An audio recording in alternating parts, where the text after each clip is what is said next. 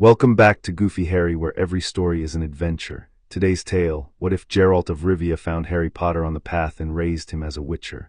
Before we dive in, do smash that subscribe button and ring the bell so you never miss a story. Now, let's begin. Chapter 1: What the Rift Left Behind. The noonwraith died the way they all died, which was badly and in light. Geralt had walked into the wheat at the hour the contract named, when the sun stood at the top of the sky and threw no shadow worth the word, and he had let the heat work on him until the sweat ran into his eyes and the medallion at his throat began its small, sick trembling. The field had been a good one once. He could see that in the straightness of the old furrows under the riot of weeds, in the broken line of a fence that someone had meant to mend and never had. Men had died here at harvest 3 summers running, the headman said, and after the third the village stopped sending anyone into the south field at all, and the wheat had gone to seed and rotted and grown again wild, and the thing that lived in it had grown with it. She came out of the shimmer the way a thought comes, all at once and from nowhere. White and worse than white, the bleached non-color of a thing the sun had taken and never given back. A woman, if you wanted to lie to yourself about it. The dead bride, the abandoned wife, the girl left waiting at a stile until waiting was all she was. Geralt did not bother with the lie. He had drawn the silver before she finished forming, and he had his weight already moving, and when she opened the place where a mouth should be and let out the keening that turned a man's own thoughts against him, he was no longer where the sound expected him to be. He cut. Not at her, at the air she was about to occupy, the economy of it learned over 100 years and more, the body knowing the geometry before the mind caught up. Silver met the cold of her, and she came apart along the line of it, reformed, screamed again. He felt the scream try to find the soft places behind his eyes, the old griefs, the names. There were a great many names, he gave her none of them. He gave her the sign instead, 2 fingers and the wool behind them, Eodin, and the violet snare bloomed in the trampled wheat, and held her the way the noon held the field, pinned, furious, fading. The second cut was the one that mattered. He took his time with it, which was to say he took no time at all, and the keening stopped, and the white came apart into motes that the light swallowed, and the field was only a field, hot and buzzing and smelling of crushed green and old rot, with a witcher standing in the middle of it breathing slow. He said to no one. He cut the diadem from where the curse had been anchored, a band of corroded silver wire on a stake, a girl's keepsake, a promise some farmer had made and broken and not lived long enough to regret, and he carried it out of the wheat in his fist. The headman of Broxford was waiting at the field's edge with 4 men who had brought scythes. They did not know how to swing at anything but grain, and a 5th who had brought a crossbow and pointed it more or less at Geralt the whole time he approached. "It's done," Geralt said. The headman was a wide man gone soft at the middle and hard at the eye, the kind who had buried enough of his own people to have stopped pretending the world was fair. He looked at the diadem in Geralt's hand and then at the field where nothing moved, and then he spat into the dust, which was as close to gratitude as Geralt expected to get and closer than he usually did. "You'll want paying," the headman said. "That was the arrangement." It was. The man counted coin out of a leather purse into Geralt's open palm, slow, watching his face for the moment a witcher might decide the agreed price was no longer agreeable. Geralt let him watch. Stopped a long time ago, finding it worth the effort to be insulted by it. The coin was light by a 5th of what they'd shaken hands on, and he said so, and the headman looked at the crossbowman and the crossbowman looked at Geralt, and after a while the headman counted out the rest with the expression of a man pulling his own teeth. "There's an inn," the headman said when the purse was lighter and his conscience was not. "Such as it is, you'll not be wanting to stay past tonight." "No," Geralt agreed. "I won't." He did not go to the inn. He had learned the value of an inn in a village that had just watched him kill, which was that it gave the village a known place to find him after the ale had worked the fear into something braver and stupider.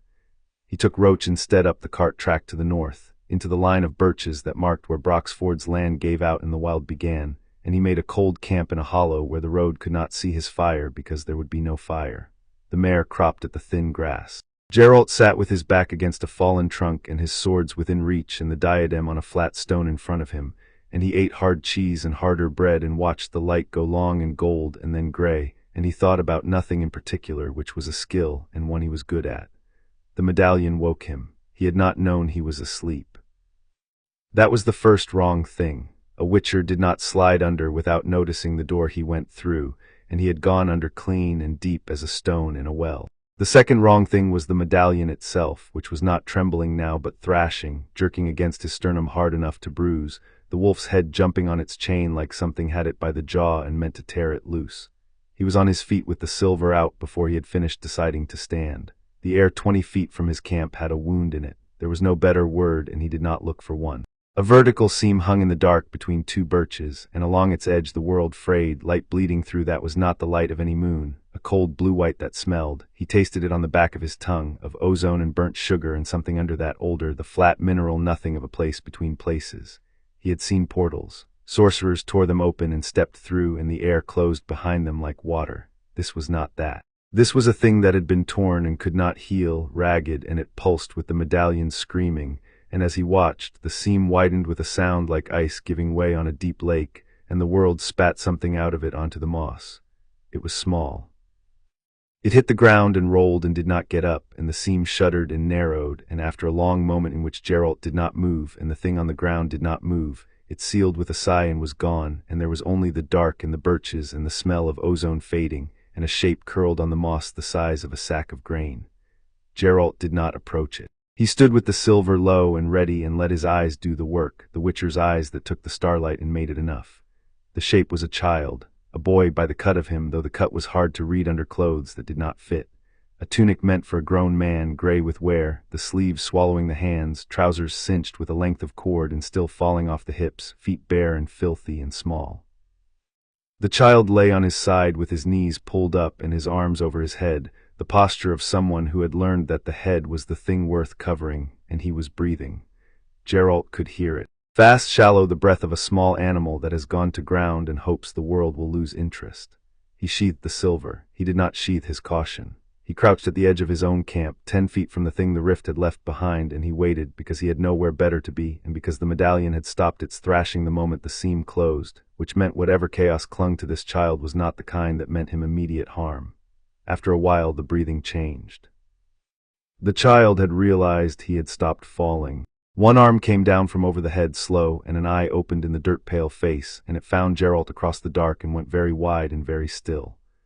"I'm not going to hurt you," Geralt said. The eye did not believe him. He had not expected it to. He had said the words the way a man sets down a tool he is not using to show his hands were empty, and the child watched his hands and not his face, which told Geralt a great deal and none of it good. "Where?" the child said and stopped. The word was strange in the mouth, the shape of the common tongue but bent, the vowels gone flat and odd, a dialect Geralt had never heard and yet could nearly follow, the way you can nearly follow a song heard through a wall. The child tried again. "Where is this?" "A wood," Geralt said, "north of a village called Brock's Ford. You won't have heard of it." He let a beat go by. "You fell out of the air." The child absorbed this. He was perhaps 6, perhaps a starved 7, with a thatch of black hair that stood up at the back, having given up on lying flat, and under the filth his skin had the bruised translucence of a thing kept out of the sun. On his forehead, half hidden by the hair, a scar, and Geralt's eye snagged on it, because it was not the scar a fall makes or a fist makes or any of the dozen things that mark a child kept badly.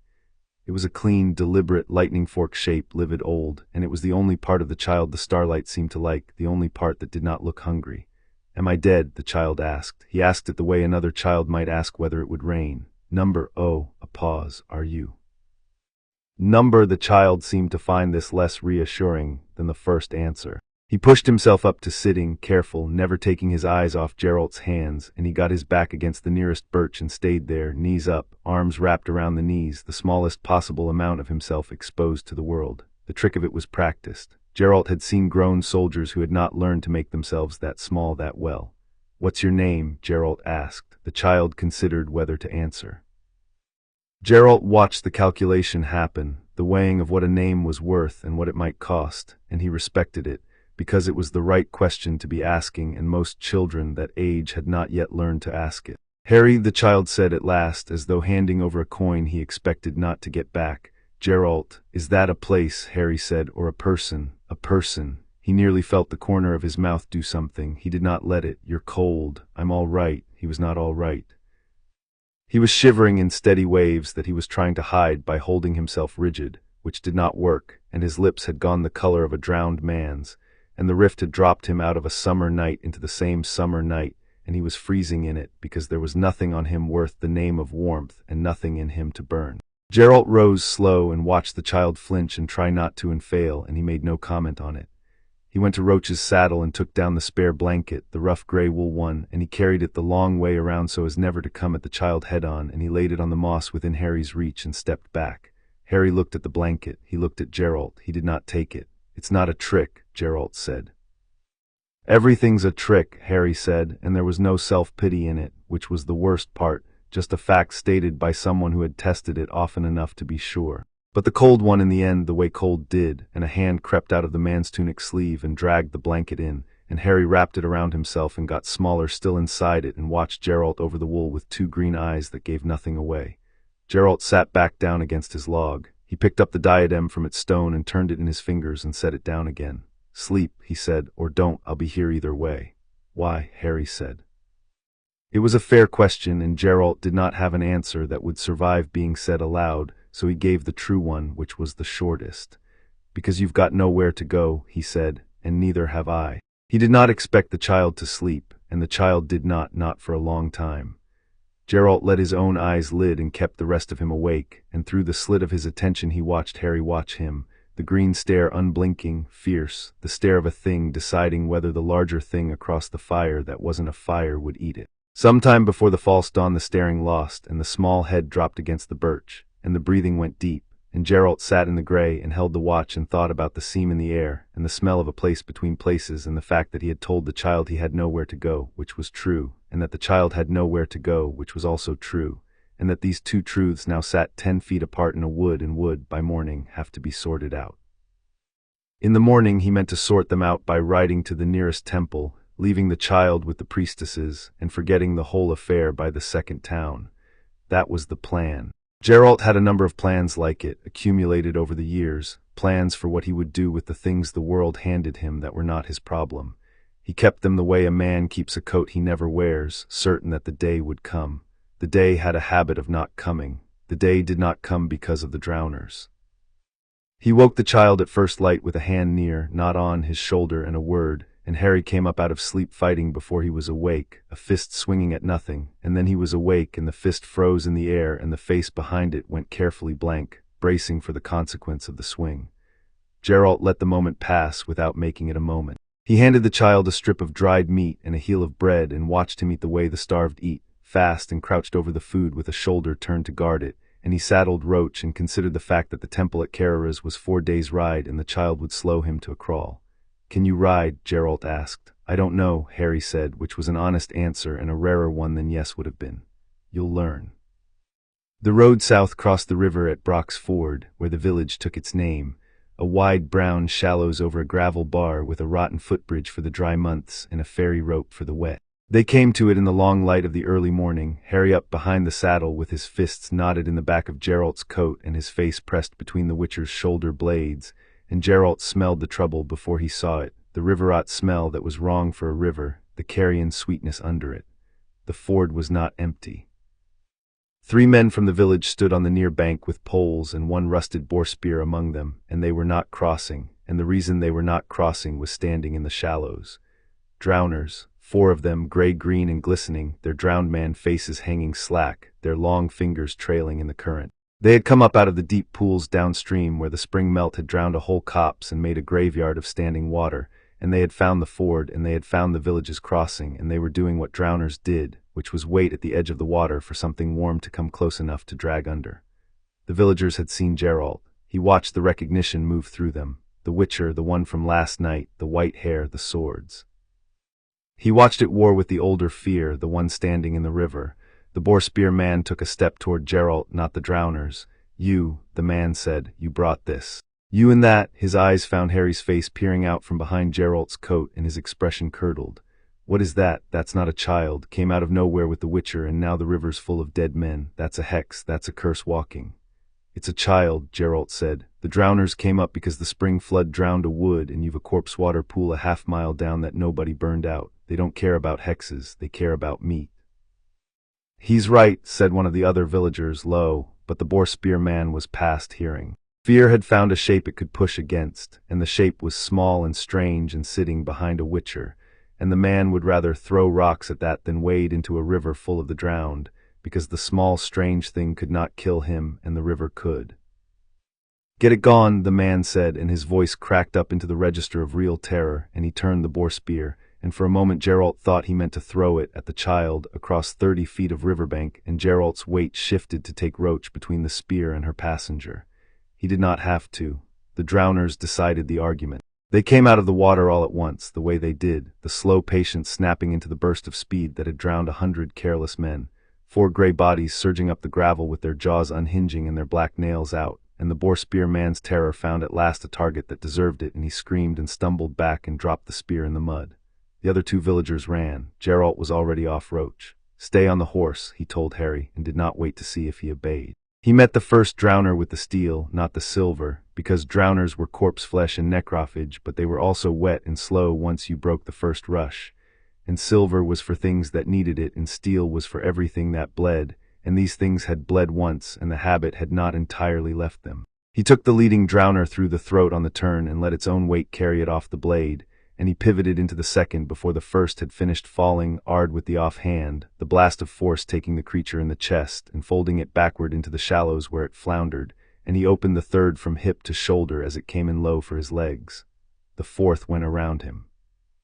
That was the thing about a pack. There was always one that thought, or remembered thinking, and the 4th drowner broke off the rush and went wide along the bank, low and fast, and Geralt was a half-second too committed to the third to cut it off, and it was going for the horse. For the child, Roach screamed and reared. Harry went off the back of the saddle and hit the gravel, and the drowner was on him, or almost, its drowned face hanging down over the small huddled shape, its black nails reaching, and Geralt was moving and knew he was a half-second slow, knew it the way you know a thing in the body before the mind admits it, and in that half-second the world went wrong.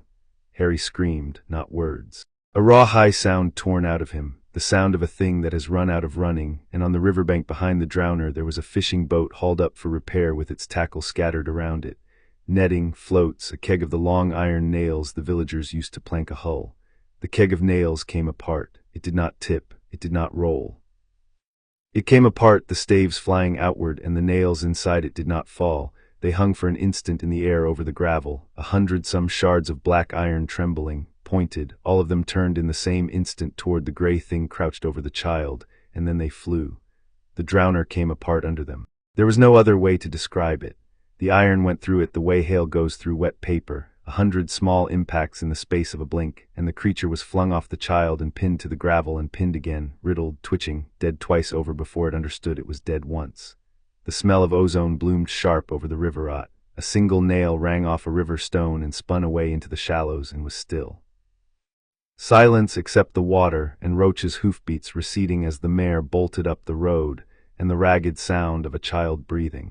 Geralt stood in the suddenly empty space of the fight with the steel low in his hand and looked at the gravel where 100 iron nails stood up out of a dead drowner like the quills of some enormous beast, and he looked at the child sprawled beyond them, white, shaking, both hands flung out in front of him with the fingers spread, staring at his own hands as though they belonged to someone else. Geralt said. It was not a sign. He knew his signs, knew the look and feel and smell of every working a witcher could make, and this was none of them. Ard threw a wall of force. It did not pick 100 nails out of the air and aim them.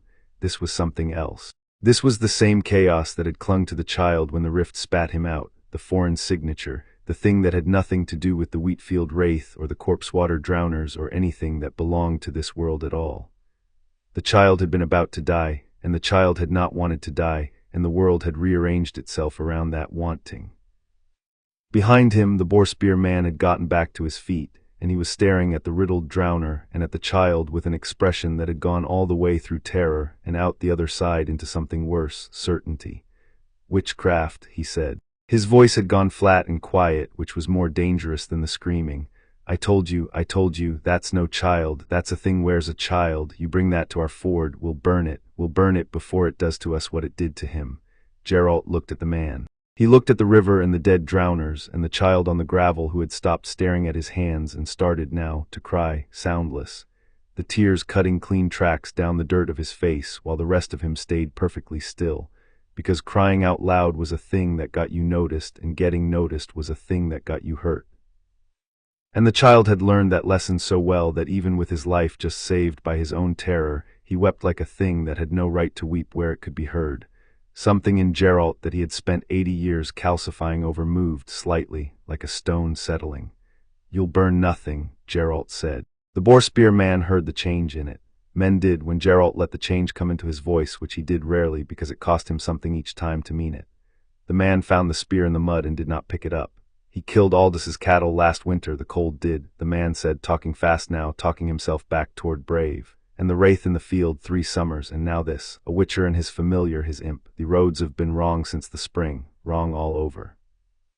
Things coming through that have no business, and you tell me it's chance you ride in the same week as all of it. I'd tell you, Geralt said, to go home. He did not draw. He did not need to. He let the man look at him, at the blood not yet dry on the steel, at the white hair and the eyes the man would have been told stories about as a child. The cat eyes, the mutant's eyes. And he let the man do the arithmetic that frightened men did, and the man did it, and the man stepped back, and the man picked up the boar spear after all, but only to lean on it, an old tired prop, and turned and went up the bank toward the village without looking at the child again. You'll want to be gone by dark, the man said over his shoulder, the last of his courage, and then he was a shape walking away, and then he was gone. Geralt cleaned the steel on a rag from his belt and sheathed it. He went to the child. Harry had stopped crying by the time Geralt reached him, had wiped his face with the heel of his hand and smeared the dirt worse and gotten his expression back under the blank shutter. He kept it behind, and he looked up at Geralt standing over him and did the thing again, the thing he had done in the wood, looked at the hands, not the face, braced for the blow that the day's evidence said was coming, because in the child's experience this was the part where the thing he had done wrong was answered for. Geralt crouched slow to bring himself down level, and he put his hands where the child could see them, open, empty.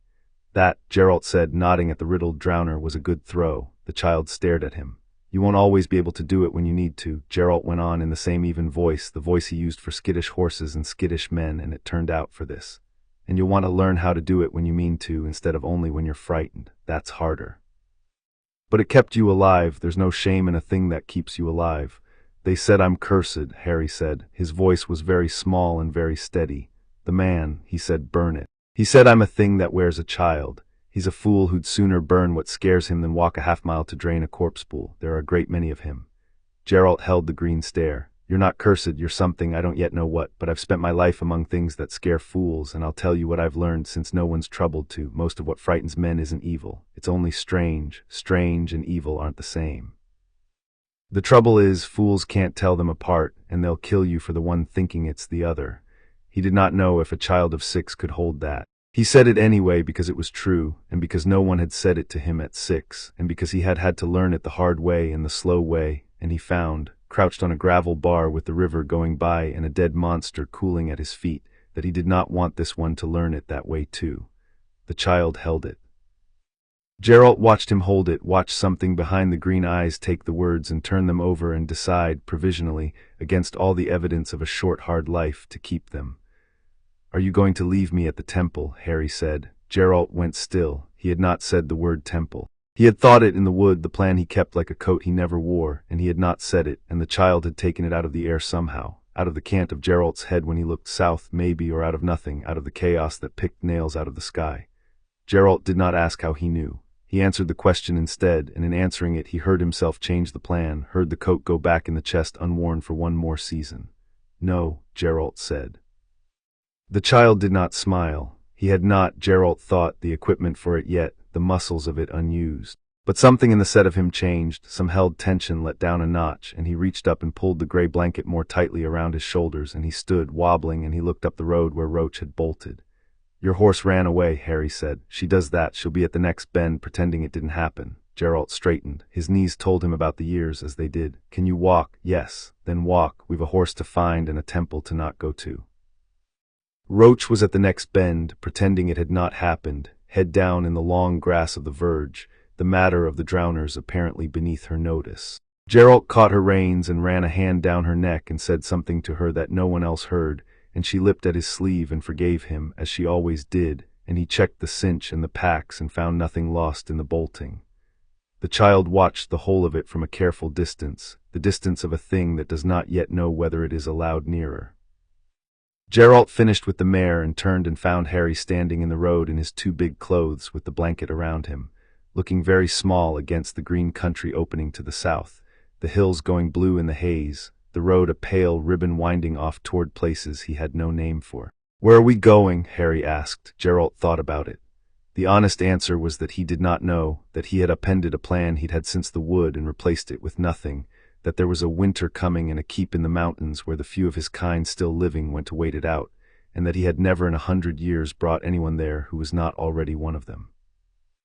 He thought about the keep, about the old wolf who kept it, about what Vesemir would say when Geralt rode in out of the snow with a starved foreign child who pulled iron out of the sky.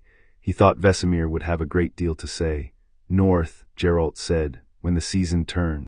Before that, wherever the work is. He swung up into the saddle and reached down a hand, the same hand the child had spent a day flinching from, and held it there open and let the child decide.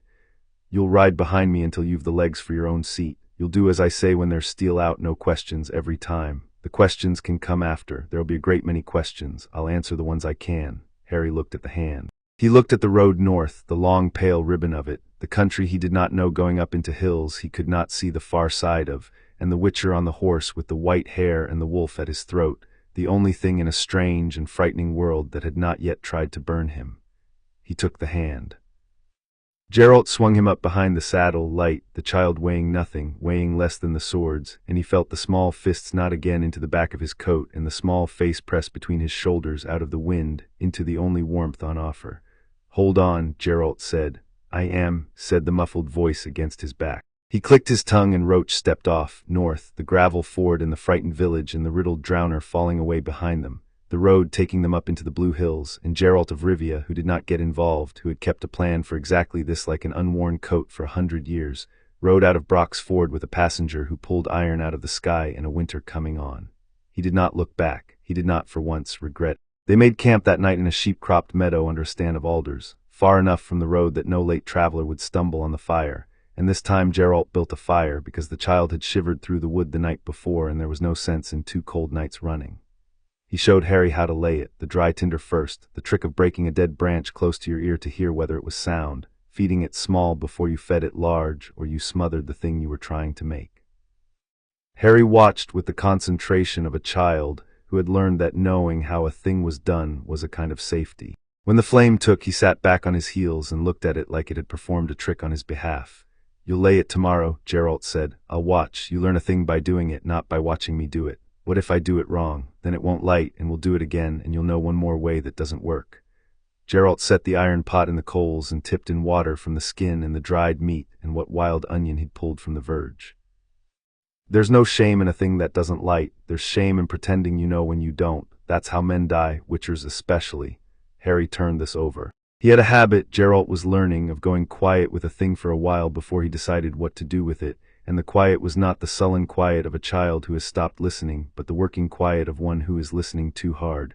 You said you'd answer the ones you can, Harry said at last. The questions. I did. What's a witcher? Geralt stirred the pot. He had been asked the question 1,000 times by frightened villagers and drunk lords and women who meant it as an insult, and he had 1,000 answers, most of them shaped to end the conversation. He found he did not want to end this one. A man, he said, they changed when he was a boy, with herbs and worse. To make him stronger than other men and faster, and to let him see in the dark, and to keep him from the sicknesses that take other men, so that he can do the work other men can't, the work of killing the things that prey on people. Monsters, the drowners this morning, the wraith in the field that you didn't see, worse than those sometimes. Did it hurt? Harry asked. When they changed you, it was not the question men usually asked. Men asked whether it was true that witchers had no hearts, whether it was true they stole children, whether it was true they couldn't feel pain or couldn't feel anything. No one asked whether it had hurt. Yes, Geralt said. Harry nodded slowly. It confirmed something he had already suspected about the world, that the things which made you stronger were paid for in the only currency the world took. He pulled the gray blanket around his shoulders and edged a careful inch nearer the fire, and an inch, Geralt noted without seeming to, nearer the witcher. The man at the river, Harry said. He wasn't wrong that I'm strange, was he? Number, he wasn't wrong about that, but you said strange isn't evil. I did. How do you know which one I am? Geralt looked at him across the firelight finding the green of his eyes and the livid fork of the scar and the sharp, watchful face that had already learned to expect the worst answer. It was a real question. The child was not fishing for comfort. Geralt would have heard that, and there was none of it in him. He wanted the true thing as he'd wanted to know if it had hurt. I don't yet, Geralt said. Neither do you. That's what the years are for. You'll have a great many chances to find out, and so will I, and we'll find out together. He took the pot off the coals and let it cool and tasted it and judged it fit barely, and ladled the better half into the one bowl and handed it across. Eat, then sleep. We ride at first light.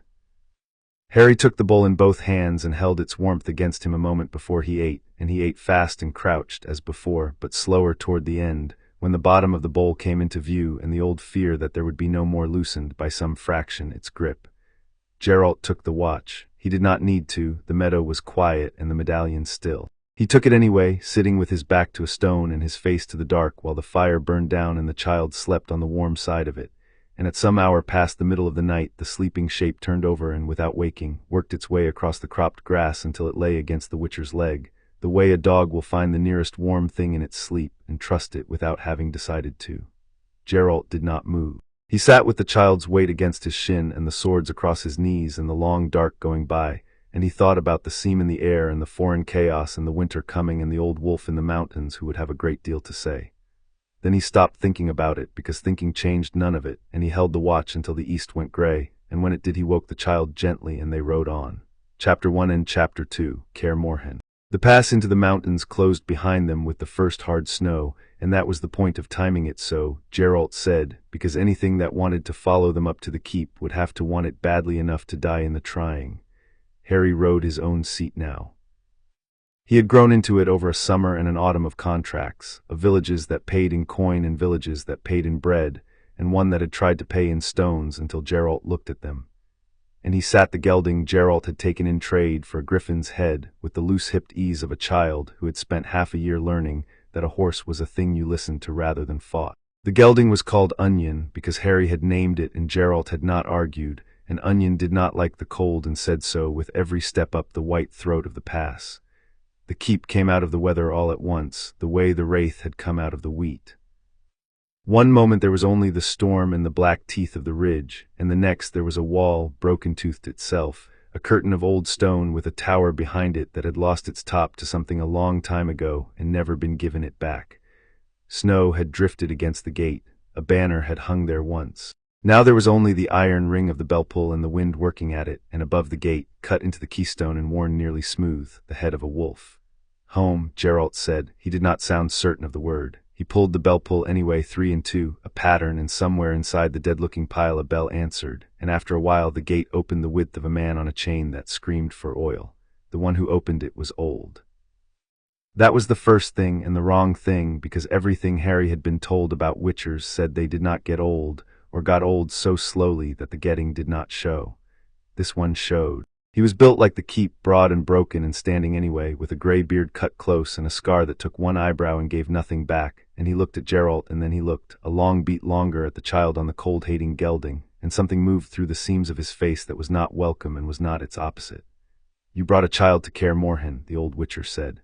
"Vesemir," Geralt said, which was not an answer and was the way Geralt said it. "In 100 years you have brought me trophies and debts, and once a contract that nearly killed the 4 of us, and a poet I have still not forgiven you for." Vesemir's eyes had not left Harry. They were yellow, the same yellow as Geralt's, the cat's slit narrowing against the snow. "You have never brought me a child." "He fell out of the sky," Geralt said, "outside Brock's Ford, out of a tear in the air that closed behind him. He throws iron with his mind when he's frightened, and he heard a word I didn't say, and the medallion sings around him in a key I don't know." He swung down, stiff with the cold, and stood with a hand on Onion's neck. "I had 2 choices. Leave him to be burned by frightened men, or bring him somewhere that's seen stranger and lived. There wasn't a third." Vesemir was quiet. The wind filled the quiet. Harry sat very still on the gelding and did the arithmetic he had learned to do, which was the arithmetic of whether a place would keep him or break him, and he found he could not read this old man at all, which was new and which he did not like. "Get down, boy," Vesemir said at last. "Before that nag freezes to the ground with you on it, we'll see what you are inside where there's a fire. Out here you're just one more thing the mountain's trying to kill." Inside there was a fire, and there were 2 more witchers, and there was a hall that had been built to hold 200 and now held the warmth of one hearth at one end of it, the rest going up into a dark that smelled of stone and old smoke and the particular cold of rooms that had stopped expecting company. The 2 witchers were called Eskel and Cohen. Eskel had a scar that ran the wrong way down his face, a furrow plowed by something with claws, and a way of going still that reminded Harry of Geralt. He looked at Harry once carefully and then went back to the blade he was honing and did not stare, which Harry was grateful for. Cohen was younger, or looked it, fair-haired and quick-mouthed, and he stared openly with the frank curiosity of a man who has been snowed in too long and will take any new thing. "It's true, then," Cohen said. "Wolf's gone soft." "Picked up a stray," Geralt said. "What does it eat? Does it bite? Is it housebroken?" More than you were the first winter, Vesemir said, without heat, and Cohen grinned and let it go.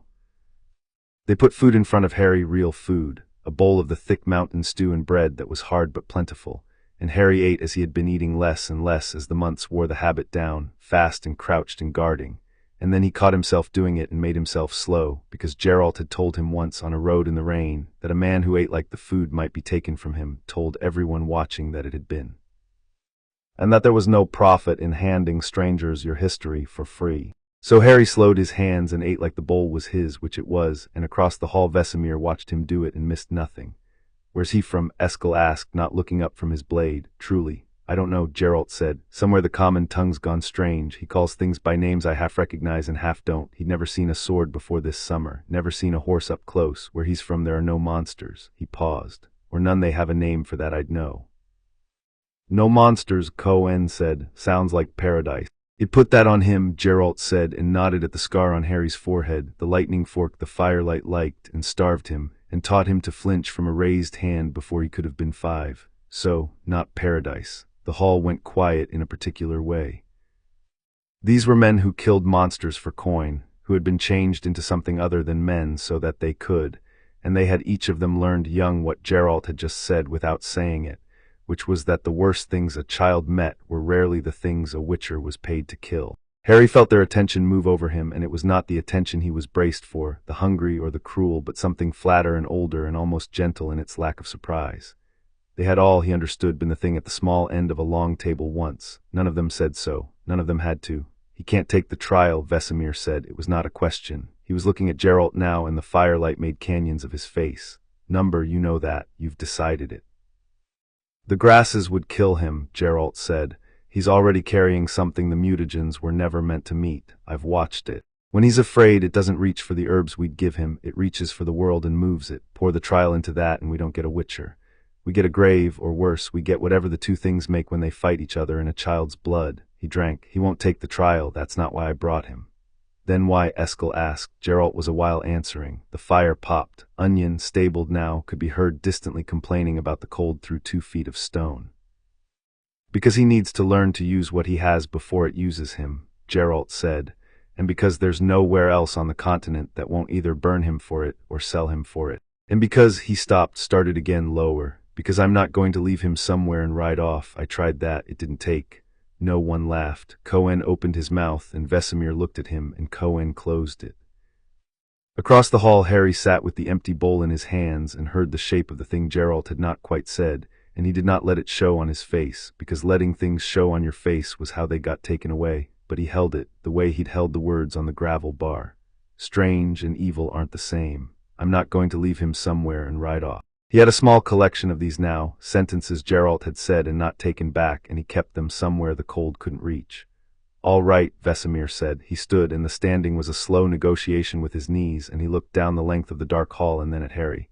Then we don't make a witcher of you. We make you survive. There's a difference, and you'll learn it in the morning, and you'll hate me a little by spring. Most of them do.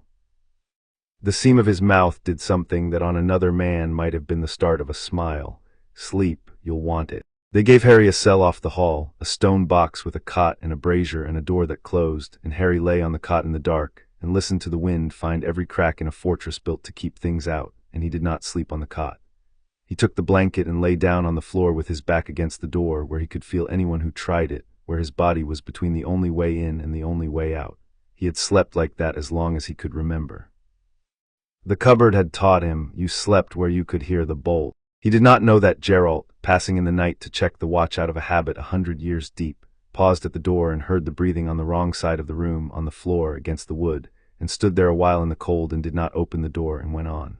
Vesemir was as good as his word, which was to say Harry hated him a little by the 3rd day. The training began before light and did not so much end as pause for him to eat and sleep enough to do it again. It started with the pendulum, a log on a rope swung across a beam, and Harry made to stand in its path and step it, just step it, get his feet to learn where his body was before anyone gave him anything sharp to hold. The first day the log knocked him flat 11 times, he counted. On the 12th he stepped it clean, and Vesemir said nothing, which Harry came to understand was the highest thing Vesemir said. There was the matter of falling, which it turned out was a skill. How to hit the frozen ground and give it the round of your shoulder instead of the knob of your spine. how to be falling already by the time the blow that knocked you down arrived, so that you spent its force going where you'd meant to go anyway. There was footwork drawn in the snow, patterns Vesemir walked him through with a switch in one hand for the back of his calves when his feet wandered, the Witcher's style that Geralt had named once on the road, and Harry had not understood until he was inside it. Not the hacking of soldiers, not the parry and press of duelists, but a thing closer to dancing, economy itself, every motion paid for and nothing wasted, the body a pivot and the blade a thing that happened at the end of a turn the enemy had already committed to. You don't meet it, Vesemir said 100 times, 1,000. A drowner's stronger than you, a ghoul's faster, a man with a sword's got the reach and the rage. You don't meet any of it, you're not there, you're where it's going to be and you're already leaving by the time it arrives, and the steel's the last thing in the room to know what you decided. He took the wooden practice blade out of Harry's hands and turned it and put it back, the grip corrected. A Witcher who trades blows is a Witcher in his first and last fight. We don't trade, we take once and we leave, and there were the signs. Vesemir taught them as he taught everything, by making Harry fail at them until the failing became understanding. The signs were not spells, he said, they were not the grand chaos of the sorcerers, the kind that moved weather and tore the air. They were small and crude and made for the road, 5 shapes a Witcher could throw with a hand already holding a sword with a body already moving. Ard the push, Igni the fire, Quen the shield that took a blow so you didn't, Eodin the trap laid on the ground, Axii the word in the mind that calmed a beast or bent a weak will, crude, reliable, the difference, Vesemir said, between a tool and a temple. Harry learned Ard in an afternoon, it should have taken weeks. It took weeks for everyone, it had taken Cohen most of a winter. Vesemir showed him the shape of the hand and the place behind the breastbone where the wool gathered, and told him to push a candle flame, just bend it, just make the air move, and Harry looked at the candle and felt the thing behind his breastbone that had thrown the nails, the thing that woke when he was afraid, and he found that he could reach it now without the fear, that it had been there the whole time waiting to be asked instead of forced, and he made the shape with his hand and pushed. The candle did not bend. The table went over. The candle, the bowl, the whetstone, the 3 knives Eskel had been oiling, all of it leapt off the table and hit the far wall and stuck there a moment, pinned by nothing, before it fell. The hall was silent. Eskel looked at his knives on the floor. Cohen looked at Harry with his mouth open. Vesemir looked at the wall and then at Harry's hand, still held in the shape, and then at Geralt, who had come in from the cold during the lesson and was standing by the door with snow melting in his white hair and an expression that was doing a great deal of work to remain in absence of one. That, Vesemir said slowly, was not Ard. It was the hand for Ard, Harry said. He was not certain whether he was in trouble. The old arithmetic woke, he watched Vesemir's hands. It was the hand for Ard, Vesemir agreed, and something else for the rest of it. Ard pushes what's in front of it, that, he nodded at the scattered ruin of Eskel's evening, that picked. It chose the table and left the bench. It threw 4 things and not the 5th. He came closer and crouched, his knees telling the whole keep about it, and took Harry's hand and opened it out of the shape, gently, turning it over as though the answer might be written in the palm. Geralt, come look at this and tell me I'm an old fool.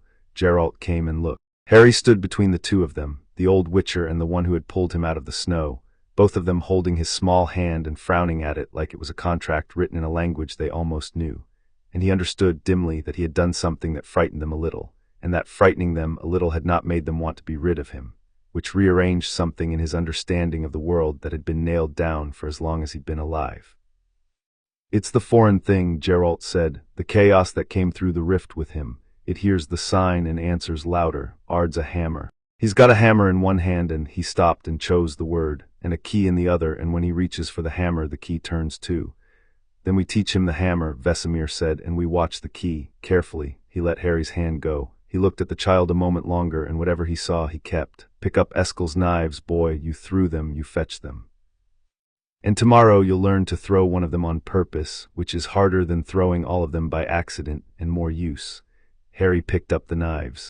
Eskel took them back without a word, but he turned one over and looked at the edge and looked at Harry, and the look had recalculated something, and Harry, who had spent his life being recalculated downward by everyone who looked at him twice, felt the unfamiliar weight of being recalculated the other way. The winter deepened. The keep filled with the smell of Geralt's alchemy.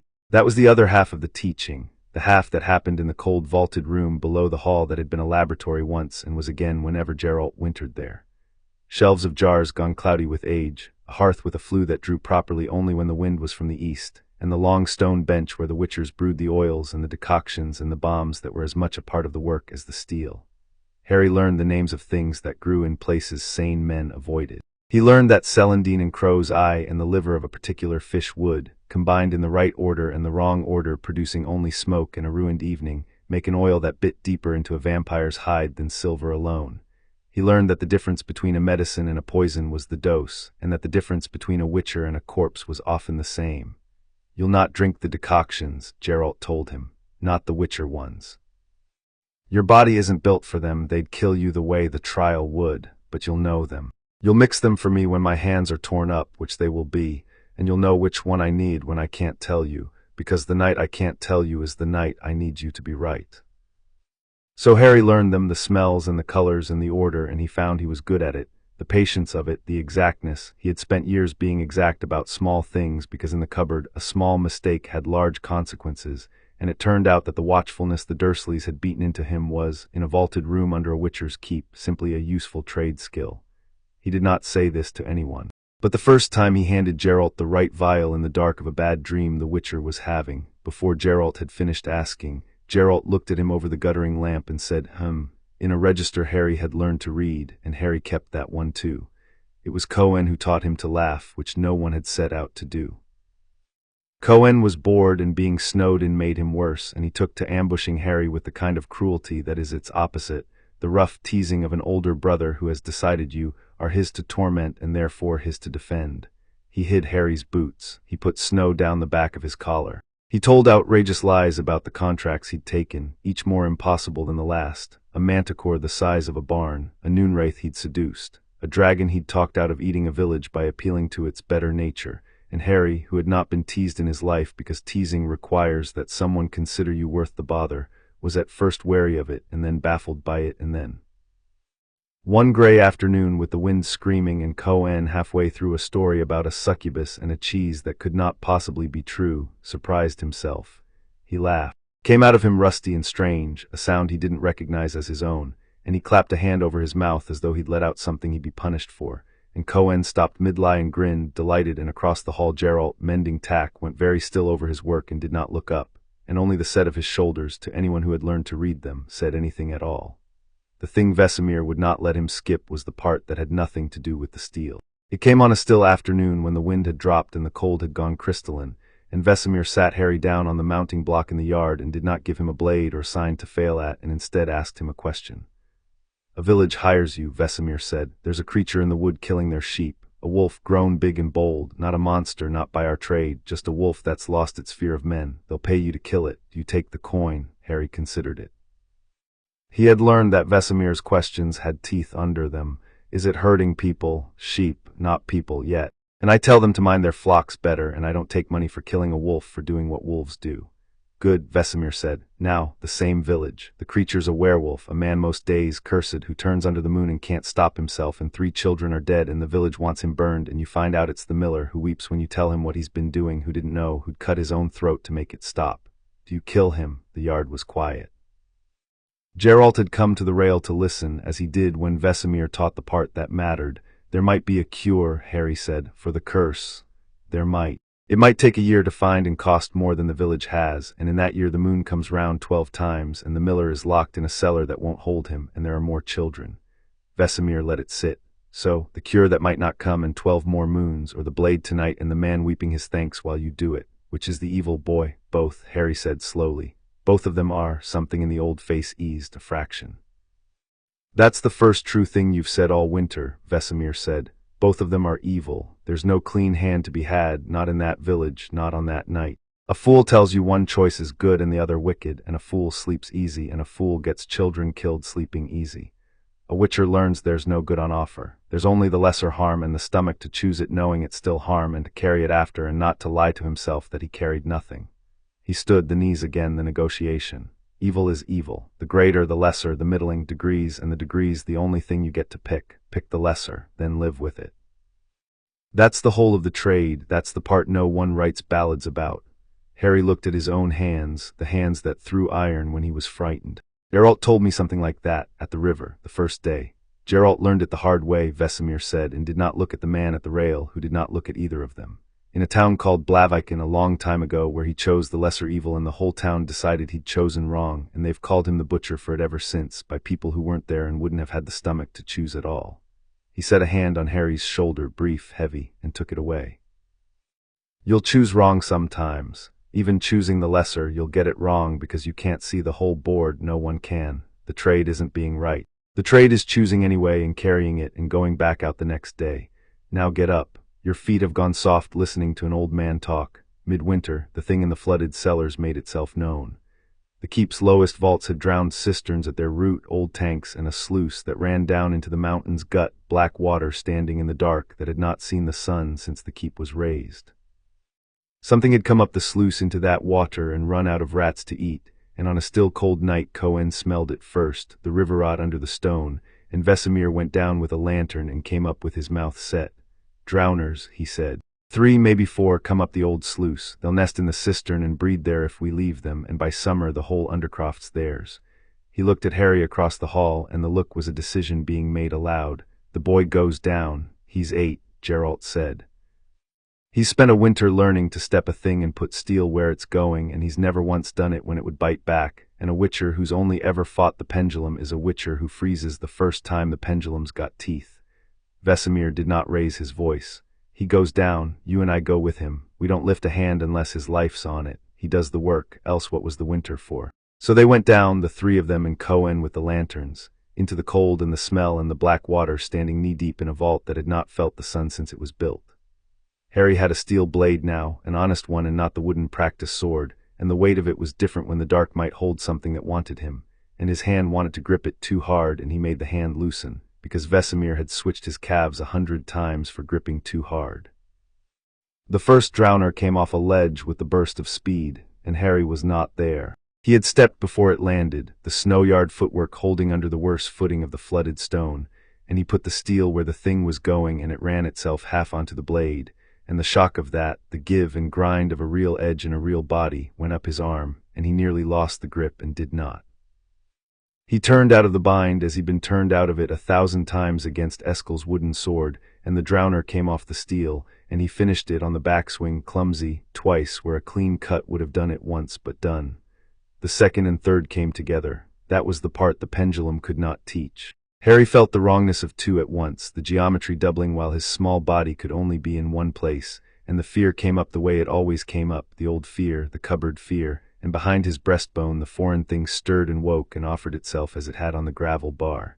He did not let it throw the room. He had spent a winter learning not to. He took it and bent it into the shape Vesemir had given him, the hand for Ard, and pushed, and the push came out wrong and right at once, too big, the witcher's hammer with the key turning behind it, and it took both drowners square and flung them back across the vault and pinned them against the far wall a moment in a sheet of thrown water before they dropped.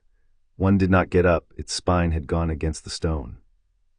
The other rose, and Harry was already moving through the water toward it, and he put the steel through its throat as he'd put it through the first, cleaner this time once, and stepped back, and it was done. The vault was quiet but for the water settling and 4 people breathing. Vesemir waded forward and looked at the drowners and at the wet wall where the sign had pinned them, and he was quiet a long moment, and then he looked at Geralt, and something passed between the 2 old wolves that Harry could not read. Twice on the first, Vesemir said, where once would do, you're slow turning to the weak side, you grip too hard when you're scared. A pause. And you stood in front of 2 when you should have put your back to a wall and made them come to you one at a time, and you'd have died for it against anything faster than a drowner. Another pause, and you didn't freeze. And you took the key in hand and made it serve instead of letting it serve you. Most grown witchers don't learn that in 10 years. He turned away, sloshing toward the stairs, the verdict delivered in the only currency he dealt. He'll do, burn the bodies, he fetched them up, he burns them. Harry stood in the black water with the dead things he had killed and the cold climbing his legs, and under the shaking that came after he found something he had no name for and did not try to name, something that sat in him like the first warm thing in a cold room. Geralt came and stood beside him in the water, not crowding, and looked at the drowners and said, that was all. It was enough. The blizzard came in the last weeks of the winter, the worst of the season, the kind that did not let up for 3 days and stacked the snow against the keep until the lower windows went blue and then black. On the second night of it, Harry was not in his cell. Geralt found the cot empty and the blanket gone and the door open, and the old arithmetic of 100 years ran in him before the fear did. He had seen Harry sleepwalk twice that winter, both times harmless, the child rising in the grip of some dream and walking the cold halls with his eyes open and no one behind them, looking for a door, always looking for a door, until you turned him gently and he went back. But the keep was a ruin. The keep had stairs that ended in air where a floor had fallen, and the old training scaffold on the north wall, a skeleton of beams 40 feet up where Witcher boys had once been made to fight blindfolded, and 100 ways for a sleeping child to walk off the edge of the world. He woke Vesemir with a word and they split the keep between them, and it was Geralt who found the trail, the bare footprints in the drift that had blown in through the broken north door, leading out into the storm toward the scaffold. Harry was up on it, 40 feet up on a beam a hand's breadth wide, walking it as he walked it in the dream, slow and certain and asleep, the wind hauling at him, the snow erasing him and showing him and erasing him again, the blanket gone somewhere below, his nightshirt plastered to him and his lips the drowned man blue Geralt had seen on the first night in the wood. He was looking for a door. There was no door. There was only the beam and the dark and the long fall and the wind that wanted him. Geralt did not call out. You did not call a sleepwalker on a beam, you would wake him, and a waking on a beam 40 feet up in a blizzard was a falling. He went up the scaffold instead, fast and silent, his hands finding the old holds his body remembered from his own boyhood here, the climb that had nearly killed him at 12 and would not kill him now, and he came out onto the beam behind the walking child and matched his pace, soft, the wind covering the sound until he was close enough to reach. The child stopped. On the beam in his sleep he stopped and turned, and his open, unseeing eyes found Geralt, and his mouth moved. There's no way out, Harry said to no one, to the dream, in the bent, strange, common tongue, in the small, flat voice of a much younger child, the voice of the cupboard. I looked everywhere. There's no way out, and they're going to. There's a way out, Geralt said low, the voice for skittish horses and skittish men, and this. It's behind you, I'll show you, take my hand. And the sleeping child, who in the waking world flinched from a raised hand, who had spent a day learning to take Geralt's hand on a gravel bar and most of a winter learning to keep taking it, reached out across the howling dark 40 feet above the stone and took it and let himself be turned, and walked back along the beam in his sleep with the Witcher's hand around his and the Witcher's body between him and the wind, all the way to the scaffold and down, rung by rung, Geralt below him. Until there was stone under them both. Harry woke at the bottom, in the lee of the wall, out of the worst of the wind. He woke as he always woke, fighting, but the fight went out of him fast because there was nothing to fight. Only the cold and the snow, and Geralt crouched in front of him with his coat already coming off his own shoulders, and the Witcher wrapped the heavy coat around the soaked, shaking child and pulled him in against the warmth of his chest where the medallion hung out of the wind, and did not say anything, because there was nothing to say that the cold and the dark and the long fall behind them had not already said.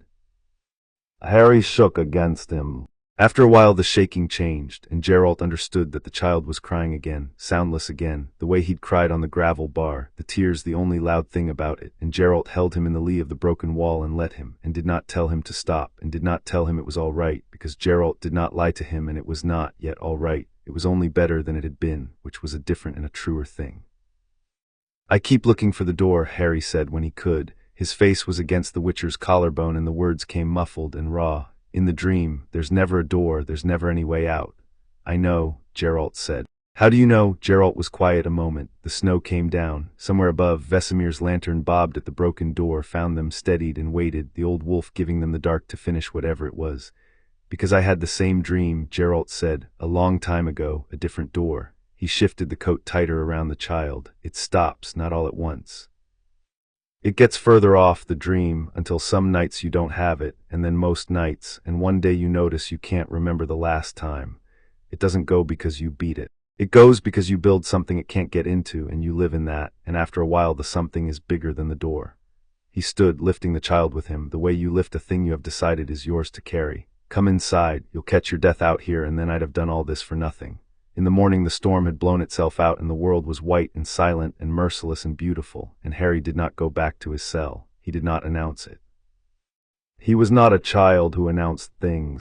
But that night and the nights after, when the keep banked its fire and the Witchers took to their cells, Harry took his blanket and lay down not against the door, where he could hear the bolt, but by the hearth in the great hall, where the embers held their warmth till dawn, where if he woke in the dark the first thing he would see was the fire, and the second thing would be Geralt's pack and Geralt's swords leaned against the bench and Geralt himself, more often than not. Asleep in the chair by the embers with his chin on his chest and his hand never far from the steel, because 100 years of watching does not switch off because the wind has stopped. Vesemir noticed, of course. Vesemir noticed everything. It was the thing that had kept him alive long enough to get old in a trade that did not let men get old. He said nothing to Harry about it, but he said something to Geralt, the two of them on the wall one cold bright morning watching the pass for the thaw that would open it, the thaw that would send Geralt back down to the path and the contracts and the road. He sleeps by the fire now, Vesemir said. I noticed. He slept by the door 3 months. Where he could feel anyone come in, the old witcher's breath smoked. A child sleeps by the door, he's still leaving, still got 1 foot in the going. Learn that you keep boys alive up here, the ones we used to keep. The day a boy sleeps by the fire instead of the door is the day he's decided to stay. He was quiet a moment. He's decided to stay, Geralt, whatever he is, wherever the rift spat him from. He's decided this is the place, and you're the— Vesemir stopped and did not say father because they were not men who said such words, and said instead, the reason. You understand what you've taken on. There's no leaving him at a temple now. There never was, but now there's truly not. He sleeps by the fire. Geralt watched the pass. The sun was on the snow and it hurt to look at, and he looked at it anyway. I understand, he said. He'll draw things, Vesemir said. What he is. It's already drawing things, you said it yourself. The medallion singing in a key you don't know. The road's gone wrong since the spring. He's a beacon, Geralt, lit up on a hill in a dark country, and sooner or later the things that hunt by such lights are going to come up the road. Some of them will be men, some of them won't be. And some of them, the old eyes turned from the past to Geralt's face, some of them may come from wherever he came from, looking to take back what fell out of their sky. Then they'll find him with me, Geralt said. They'll find him with us, Vesemir corrected, mild, final, and turned his face back to the bright and terrible snow. And the two of them stood the watch together while below them in the warming keep a child who had decided to stay was learning, badly and with great determination, to throw a knife on purpose. Chapter 2 and Chapter 3, Signs and Wands. By the time Harry was 10, or near enough that they had settled on it together one spring as a thing worth pretending to know, he could read a trail better than most foresters and skin a graver without ruining the trophy and tell, by the smell of a riverbank at dusk, whether the water held something that would eat you. He could not, though, keep his mouth shut, which Geralt counted as the last of the boyhood that had not yet been ground off him, and was in no hurry to grind. It's a leshy, Harry said. They were 3 days into the Kestrel Wood, following a logging road that had stopped being a road and become a suggestion, and he was up in his own saddle on a rangy bay that had replaced poor Onion 2 horses ago, reading the contract notice he'd taken off the post at the wood's edge. Listen, beast in the deep wood. Took 2 cutters off the felling crew, leaves no body, only the boots. Only the boots, Geralt, that's a leshy, they do that. They keep the rest and leave the boots because they don't understand boots. Geralt said, you don't think it's a leshy. I think you've decided it's a leshy because you read about leshies last winter and you want it to be one. Geralt did not look back at him. He was watching the trees as he always watched trees in a wood that had killed someone. A thing that takes men and leaves the boots could be 6 things. Name the other 5. Harry named them. He got 4 cleanly, hung on the 5th, and Geralt supplied it without turning around.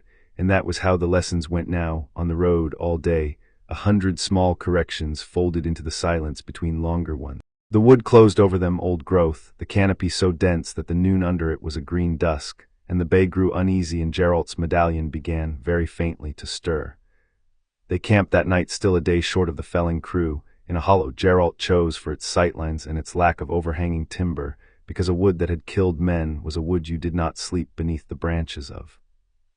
Harry spitted the 2 conies he'd taken with thrown stones that afternoon, no sign, no foreign fire, just the sling-arm Cohen had drilled into him and the patience Vesemir had, and Geralt watched him work the knife along the joint, clean, no waste, and found nothing to correct. You've been counting contracts, Harry said, turning the spit. All spring, every board we pass, you read it and you go quiet. There's more of them than there used to be, aren't there? Geralt was a while answering. The conies dripped and spat into the fire. For years ago, he said, a witcher could ride a month between contracts and starve doing it. There aren't enough of us left to keep the roads clean, and there's less and less work that pays, because the things we hunt were never as many as the ballads say. That was 4 years ago. He turned a coney without being asked, evening the cook. Now I can't ride a week, drowners where there's no drowned wood. A leshy taking a whole crew when a leshy's a thing that takes 1 fool a year and is content. Wraiths off their ground, necrophages breeding faster than they've cause to. The whole continent's gone fertile with the things that kill people, and no one who isn't a witcher has noticed, because to everyone else it just looks like a run of bad luck. Harry was quiet. He knew the arithmetic Geralt was not saying. He had learned to do the arithmetic that frightened him as steadily as the kind that didn't. "Since I came through," Harry said, "since you came through." Geralt did not soften it. Softening it would have been a lie, and he didn't lie to him. "I don't think you did it. Door opened and you fell through it, and the same door, or one like it, has been letting the membrane go thin all over the continent, and the thin places leak. More monsters isn't you. It's the hole you came through, still open somewhere or opening again. That's a different thing from blame, and I want you to hold the difference, because there are men who won't, and you'll meet them, and when you do you'll need to already know in your own bones that the leak isn't your sin. You're not the wound, you're the thing that fell through it. There's a difference, and it matters, and one day it'll matter a great deal." The fire cracked. Harry turned the spit and held the difference and put it with the other things he kept where the cold couldn't reach, the collection of sentences Geralt had said and not taken back. "Eat," Geralt said, "then sleep. Tomorrow there's a camp full of frightened men who'll want us to be a miracle, and the day after there's a leshy who'll want us to be slow. Best be neither on an empty stomach." The logging camp was a stockade of raw timber on a cleared rise above a stream, and the men in it had the look of men who had stopped going to work. There were perhaps 30 of them, loggers and a cook and a tally clerk and a foreman named Brun who came out to meet the Witcher with the look of a man who has run out of ideas that aren't Witchers. 6, Brun said before Geralt had dismounted. 6 now, not 2. The notice is a month old. We lost 2 more last week and 2 the week before, and the crew won't go past the second cutting, and if we don't make the season's quota the company takes it out of our hides, and I've got men who'd rather face the thing than face the winter with no pay. Tell me you'll kill it. "I'll look at it first," Geralt said.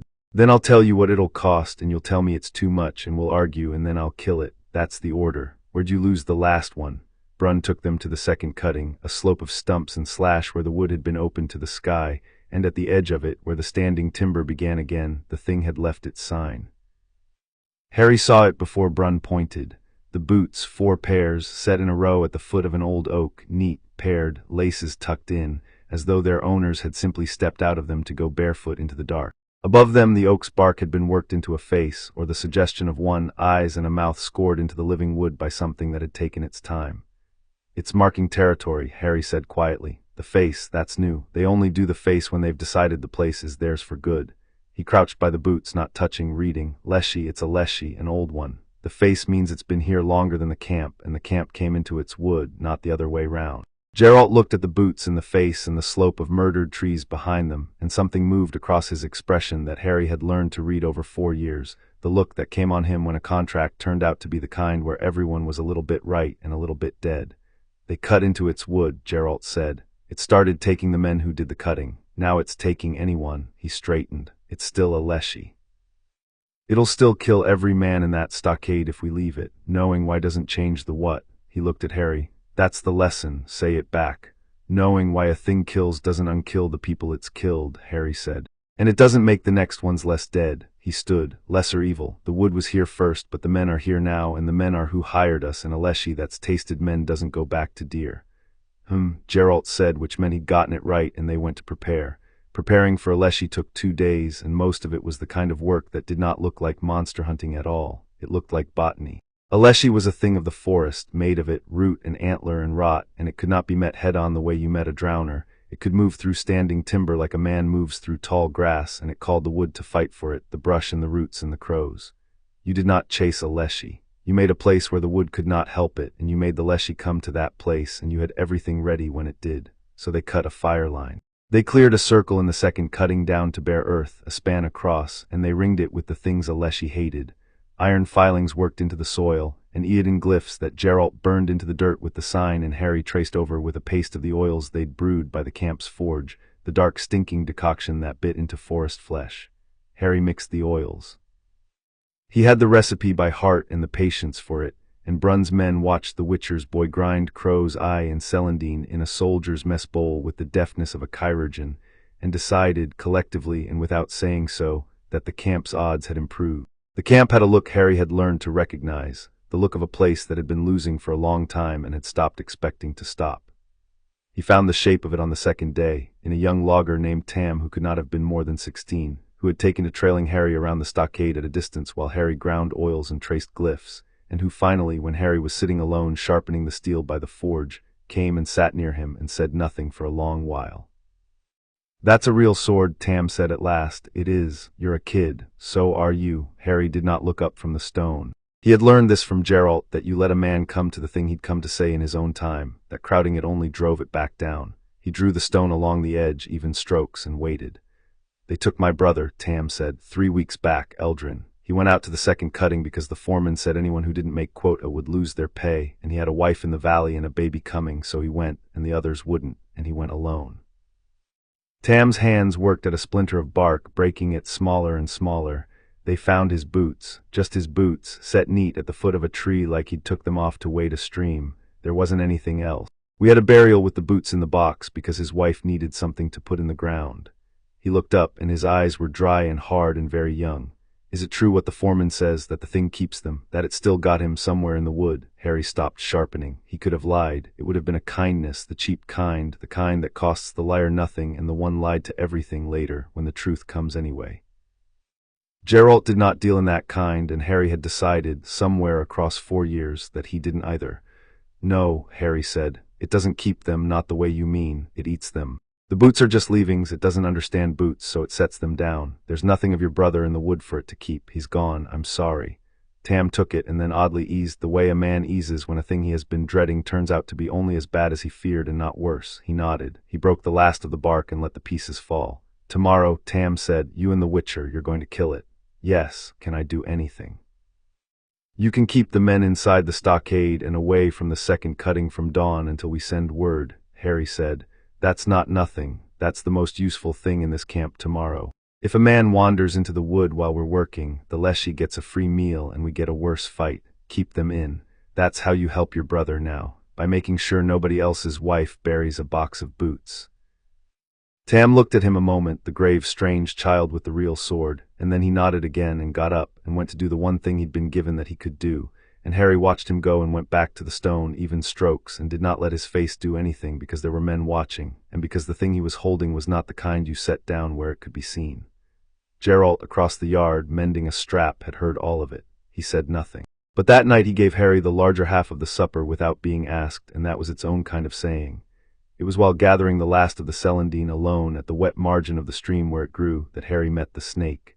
It was a grass snake, an arm's length of it, sunning on a flat, warm stone, and it lifted its head when his shadow crossed it and did not flee, which was the first strange thing, and then it spoke, which was the second.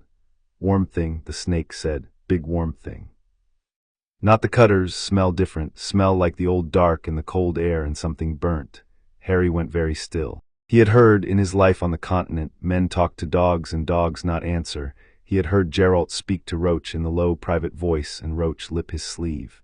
He had never heard a thing answer in words.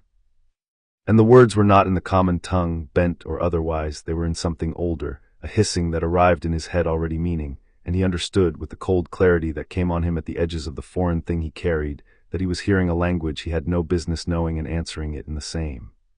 You can talk, Harry said, and the words came out of him as the hiss, his own mouth shaping a thing it had never been taught. All things talk, the snake said, unbothered. Few things listen, you listen, strange warm thing. There is a wrongness in the deep wood, a hungry wood that walks. It took the cutters. It will take you and the burnt-smelling one if you go to it in the dark, which you mean to. I can smell that you mean to. The snake flowed off the stone unhurried. Go to it in the light. The wood that walks is strongest where the wood is thickest. Bring it where the wood is thin. You already know this. I only say it so you will not be a fool about it, the way warm things are fooled. And it was gone into the grass, and Harry knelt by the stream with the celandine forgotten in his fist and the world rearranged around the fact that he had just been given tactical advice by a snake. He told Geralt that night. He had learned not to keep things from Geralt the few times he'd tried. Geralt had known anyway, and the knowing and not saying had been worse than any telling. So he told him by the small fire at the edge of the cleared circle, plainly, the snake and the hissing, and the words that arrived already meaning. Geralt listened as he listened to everything without interrupting, his face giving nothing back. When Harry finished, the Witcher was quiet for a while, feeding the fire. Did it lie? Geralt asked. That was not the question Harry had braced for. Number it told me to fight the Leshy where the wood's thin, which is what we're doing. Then it was a useful snake. Geralt set another branch on the fire. There are men on the continent who'd have you burned for that, speaking to serpents. There's an old story about a king who could do it, and the story doesn't end well for him, because the men who wrote it down were frightened of him, and frightened men write the endings they want. He looked at Harry across the fire, the yellow eyes catching it. It's a tool. Same as the iron you throw, same as the words you hear that I don't say. A thing you can do that others can't. It's not a curse and it's not a blessing. It's a capability. The only question that's ever mattered about a capability is what you do with it. A pause. Tonight you used it to learn where to fight. That's what you do with it. Now sleep. Tomorrow the leshy. Harry slept and did not dream of the door, which he noticed in the morning the way you notice a sound has stopped. They took the leshy at dawn in the light, where the wood was thin. The plan was Harry's mostly, which Geralt had allowed as he allowed more and more of it now, by listening and finding the holes and making Harry fill them rather than filling them himself. They would not go into the deep wood after the thing. They would bring it out. A leshy was territorial and proud and old, and it had marked the second cutting as the boundary of its wood, and the surest way to bring an old proud thing to a fight was to violate the thing it was proud of. So at first light they went to the marked oak with the scored face, and Geralt put Igni to it. The fire took the old oak, and the leshy felt it the way a man feels a blow to his own body, and it came. It came through the standing timber the way the stories said, the trees seeming to lean aside for it, a shape that was a stag's skull the size of a cartwheel set on a body of bound root and living branch, and the long dead wood of a thing that had been growing and rotting in the same place for 200 years. Crows boiled out of the canopy ahead of it, a black storm of them, and the brush at the wood's edge thrashed and reached, and the whole forest bent its will toward the two figures standing in the burned circle where the wood was thin and the iron was in the soil, and the Eoden glyphs waited under their skin of oil. Now you'll see why we did 2 days of botany, Geralt said and drew the silver. The crows hit first. Harry took them with Igni, not the Witcher's flat gout of flame, but the thing his Igni had become, the sign with the key turning behind it, and the fire that came off his hand was wrong, too eager. It forked and chose and hunted, and it took the crows out of the air in a sheet of flame that curved to follow them as they tried to scatter. The cost of it went through him, the particular drag the foreign thing took when he let it run, a coldness behind the heat, but the crows fell smoking, and the sky was clear, and the leshy came on into the thin wood and the burned circle into the trap, where the forest could not reach it through the iron. Then it was the dance. Harry had seen Geralt fight 100 times, in skirmishes on the road and twice against things that could have killed them both, and he never tired of the economy of it, the way the Witcher made a creature 4 times his weight expend itself against air.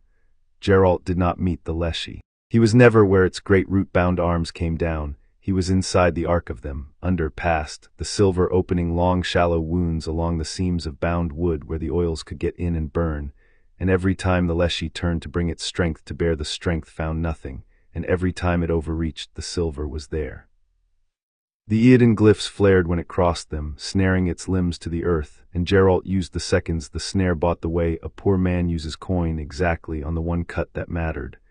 Harry's job was the fire and the flanks and not dying. He held the flanks. When the leshy, snared and bleeding sap and burning along its seams, swept an arm wide to catch the Witcher it could not reach, Harry was at the end of that arm with Igni, driving the burn deeper, and when it turned its great skull toward the smaller tormentor he was already gone, the snow-yard footwork, the flooded vault footwork, every drill of 4 hard years, putting him where the thing was going to be and taking him out before it arrived.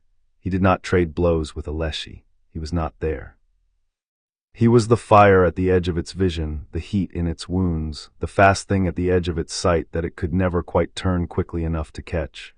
Once it nearly had him. He overstepped a route that the leshy, even snared, even burning, had well enough left to heave up out of the earth across his line, and his foot found the root where he had not planned a foot to be, and the rhythm broke, and for half a breath he was where the thing was going instead of where it wasn't. A root-bound arm came around faster than 200 years of dead wood had any right to move. He had no time to be anywhere else. He put up Quen. The shield took the blow the sign was made to take, the one impact he could not slip, and it held as Vesemir had drilled it into him to hold, and it cost him, the bright bell ring of it through his skull and the stagger as the leshy's strength flung him back across the burned circle to fetch up hard against the iron-laced earth at its edge. The wind went out of him. The shield broke with it. But he was down inside the ring, not out past it where the wood could reach, and he was already rolling as he landed, giving the ground his shoulder and not his spine, already moving before the next blow came down where he'd stop. Up, Geralt said not loud from across the circle where the silver had just opened another seam. Not alarm, an instruction and a trust under it, up because you can, because I taught you to. And Harry was up and back in the dance, the rhythm caught again, the lesson holding, and the leshy turned to bring its strength against the smaller tormentor and found again that the strength had nowhere to land. And then the Leshy did the thing old proud things do when they are cornered, which was to stop being clever. It tore its snared arm free of the Eodin glyph by main strength, ripping its own bound wood apart to do it, and it brought both arms down at once on the place where Geralt was, committing everything, the whole 200 years of its weight. And Geralt was not there. Geralt was already turning out and away, and the arms hit the burned earth where he had been. And for one breath the Leshy was overextended, both arms down, the seam of its chest open where the stag's skull joined the root of its body. Harry, Geralt said, just the name. It was enough. It was everything he'd taught. Harry was already moving. He came in under the fallen arms with the steel he carried now, the honest blade, and he put it into the open seam of the Leshy's chest where the oils had softened the old wood. And he put Igni in behind the steel, the fire down the blade and into the wound, the key turning, and the Leshy's chest cavity filled with a fire that hunted, that found every dry, rotten heart of the 200-year body and lit it.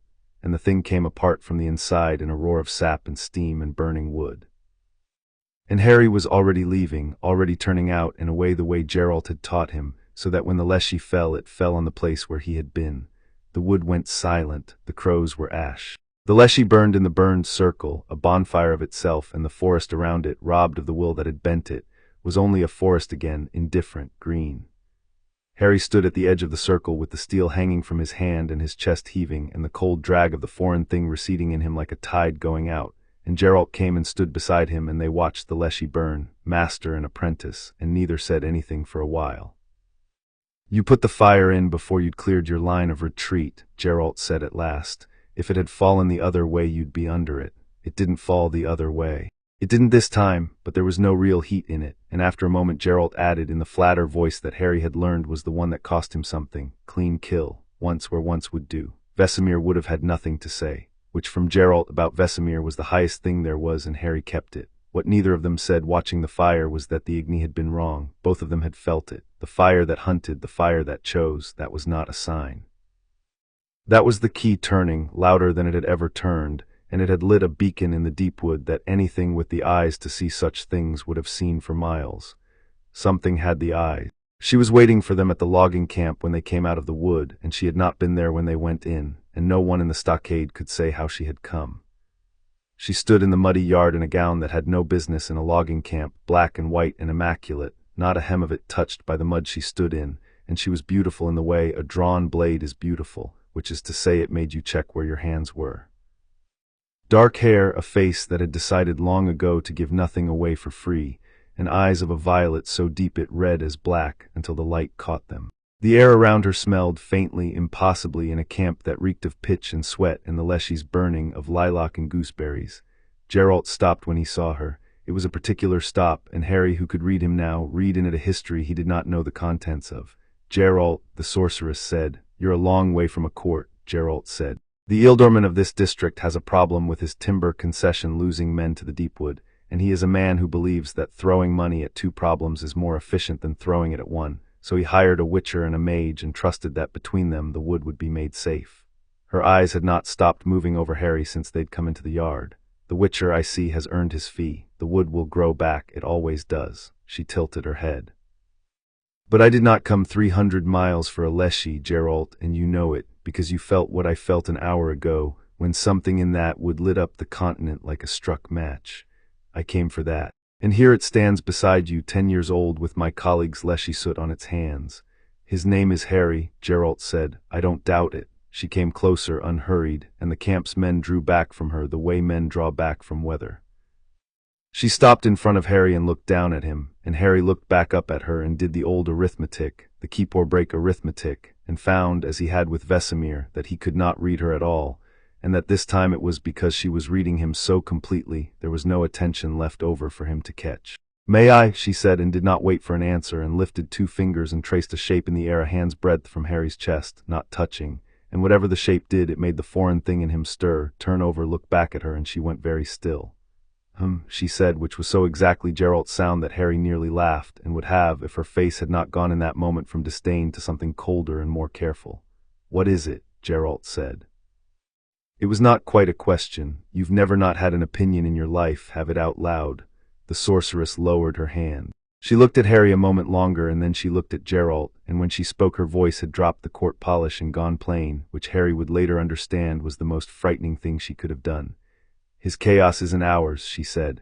I've felt every kind there is. The sourceborn, the trained, the cursed, the half-blood things that come up out of old elven lines. This is none of them. This doesn't come from our world at all. It comes from somewhere the rules are written differently, and it came here through a hole, and the hole left a mark on it I can still read." She paused. "You found him, didn't you? You didn't sire him, and you didn't take him from a trial. He fell out of the sky, out of a tear in the air," Geralt said. "Near Brock's Ford, 4 years ago, it closed behind him." "Of course it did." She pressed 2 fingers to the bridge of her nose, briefly, the gesture of a woman recalculating a great deal at speed. "Geralt, do you understand what he is? Not what he can do, what he is. A thing like him doesn't fall out of the sky by accident. The conjunction joined the spheres 1,000 years ago, and they've been drifting apart ever since, and the places where they still touch are thin and old and watched, and things do not simply fall through. A door opened. A door that should not exist opened, and it put a child carrying a foreign fire onto the path, and you picked him up and have spent 4 years teaching him to throw knives." Her violet eyes came back to Harry, and there was something in them now that was almost, not quite, pity. "He isn't a stray you took in, you sentimental old wolf. He's a key, or he's a door, and either way things are going to come looking for the lock." The camp was quiet around them. Brun and his men had gone back to the business of being alive, of breaking down the fear that had held the stockade for a month, and the Witcher and the mage and the strange foreign child stood in the muddy yard in the smell of lilac and leshy smoke. And Harry, 10 years old, understood that he had just been told the truth of himself by a stranger in a way the people who loved him had been too careful or too afraid to say. He did not let it show on his face. He had learned that.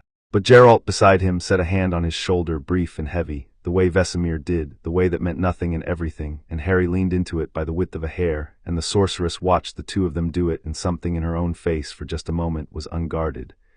"You'll want to come to Morwen," she said, recovering brisk, "both of you. The Ealdorman's overlord is a castellan named Aldrich, and Aldrich's seat has had a run of bad fortune that smells, to my nose, of exactly the kind of foreign rot I can still taste on your boy. If something came through after him, or before him, it will surface there. Better you're in the castle than 300 miles from it when it does." She turned, the gown moving with her, immaculate, and over her shoulder, almost an afterthought, almost kind. "And better the boy learns what he is from someone who can teach it, before someone who means him harm teaches it for him. I'm Rena, by the way. Your father will tell you not to trust me. He'll be right, and it won't matter, because you're going to anyway." She walked out of the camp the way she'd come into it, without anyone seeing quite how, and the smell of lilac and gooseberries went with her, and Harry stood in the yard turning over the word she'd used, the word she'd dropped so lightly it might have been an accident and was not, the word no one had ever once said aloud in 4 years on the road. "Father." He looked up at Geralt. Geralt was watching the place where the sorceress had been, his face doing the great deal of work it did to remain an absence of one, and he did not correct the word, and he did not confirm it, and after a moment he took his hand off Harry's shoulder and turned toward the horses. "Collect your fee from Brun," Geralt said. "Half he lost men we came late. Don't argue it down to nothing to be kind, that's a different kind of insult. Half in a meal and we'll be gone by dark." "Are we going to Morwen?" Geralt was a while answering. The leshy still burned distantly in the deep wood, a thread of smoke standing up against the green.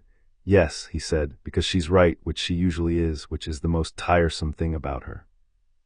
He swung up into the saddle and looked down at Harry, whom he had not corrected anyone for calling his son. "And because if things are coming looking for the lock, I'd rather they found us somewhere with walls and someone who can read the kind of trouble I can't." He held the bay's reins out. "Mount up, and Harry." "Yes, don't trust her." "You like her," Harry said, swinging up. It was not a question, and the asking of it was the first dangerous thing he'd done all day. Geralt looked at him. The yellow eyes gave nothing. "Mount up," he said again, which was an answer, and they rode out of the kestrel wood toward Morwen and whatever was waiting in it, the apprentice and the master and the thing they had both felt turning in the fire. Louder now, a key in a lock that had begun, somewhere far off, to look for the door it fit.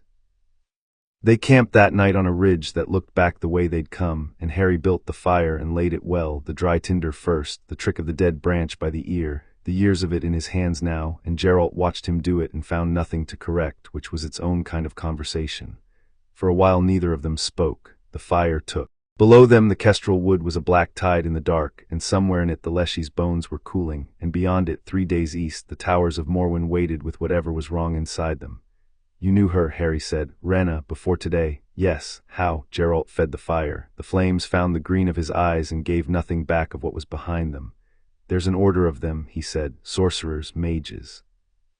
They sit on chapters and councils, they advise kings, they live a long time, long enough that the centuries make them strange. They're not like us. We were made to do a job and then turned loose to do it for coin. They were made to hold power and keep it, and power held for 200 years bends the one holding it into a shape you learn to be careful around.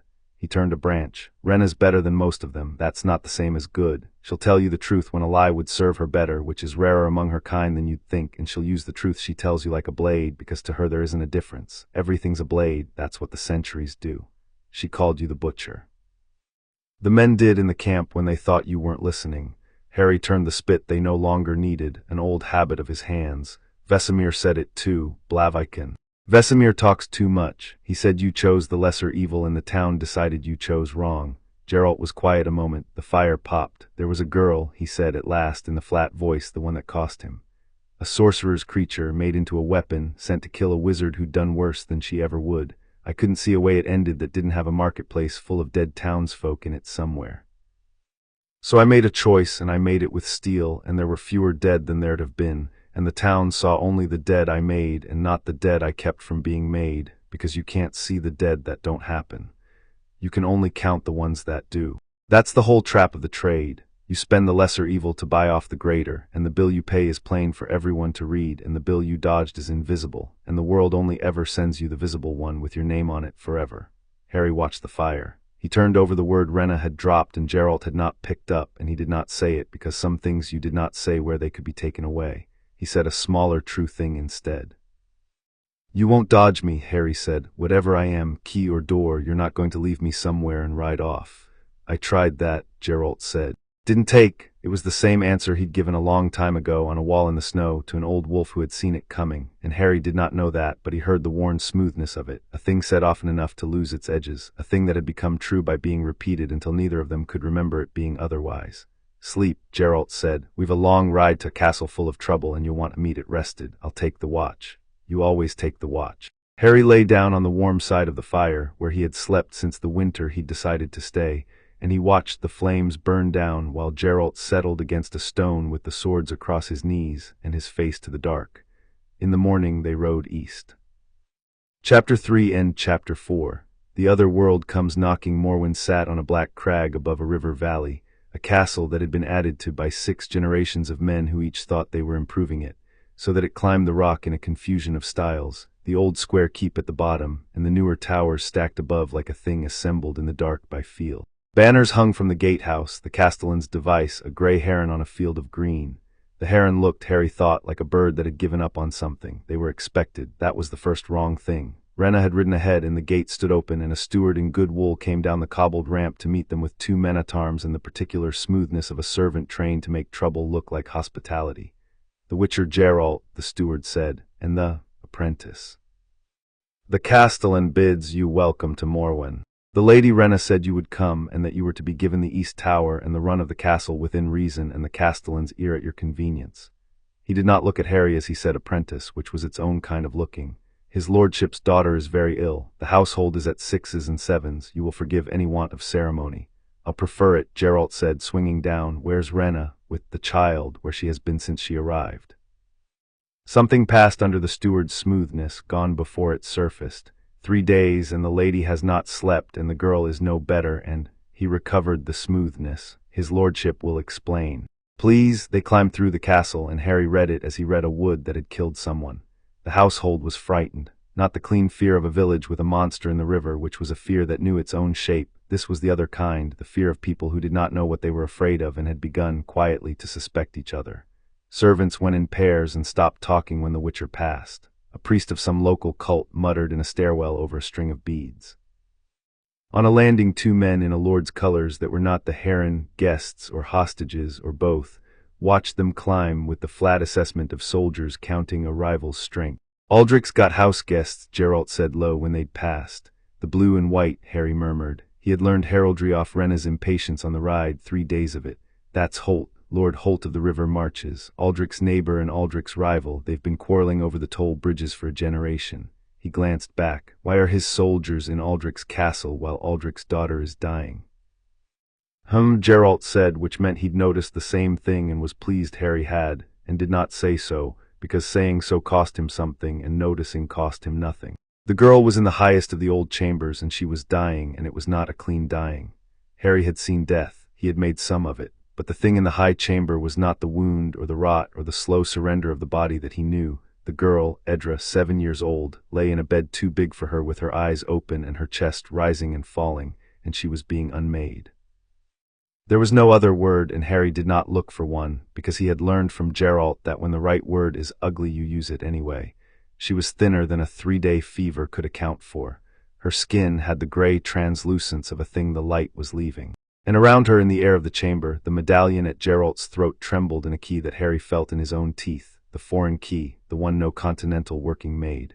Rena sat by the bed. She had been beautiful and immaculate in the logging camp. She was neither now. Her dark hair had come loose and her eyes had gone bruised with sleeplessness, and the violet of them had darkened almost to black, and she did not look up when they came in.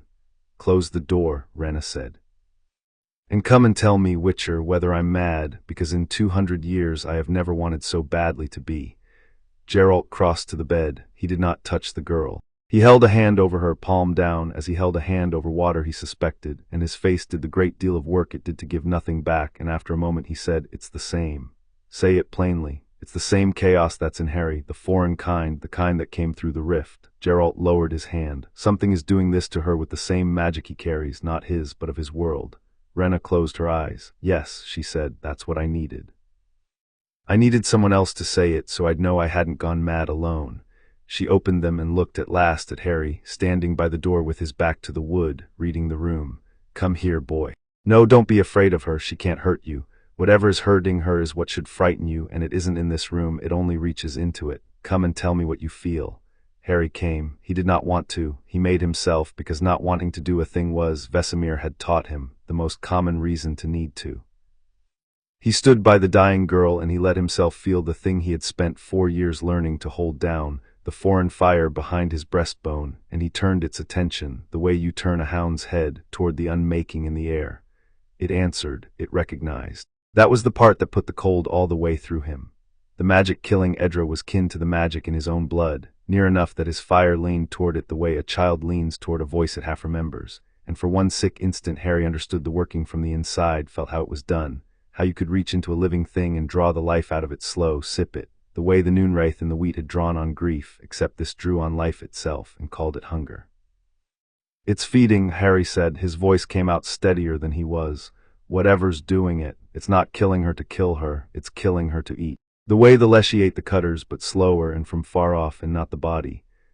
He reached for it, the life, the chaos in her, except she's got hardly any, she's just a girl, so it's taking the only thing she has, which is that she's alive, and drinking it." He stepped back from the bed. He had to. "It's the same as me, not the same person, the same kind, it's from where I'm from." The room was quiet. The girl breathed.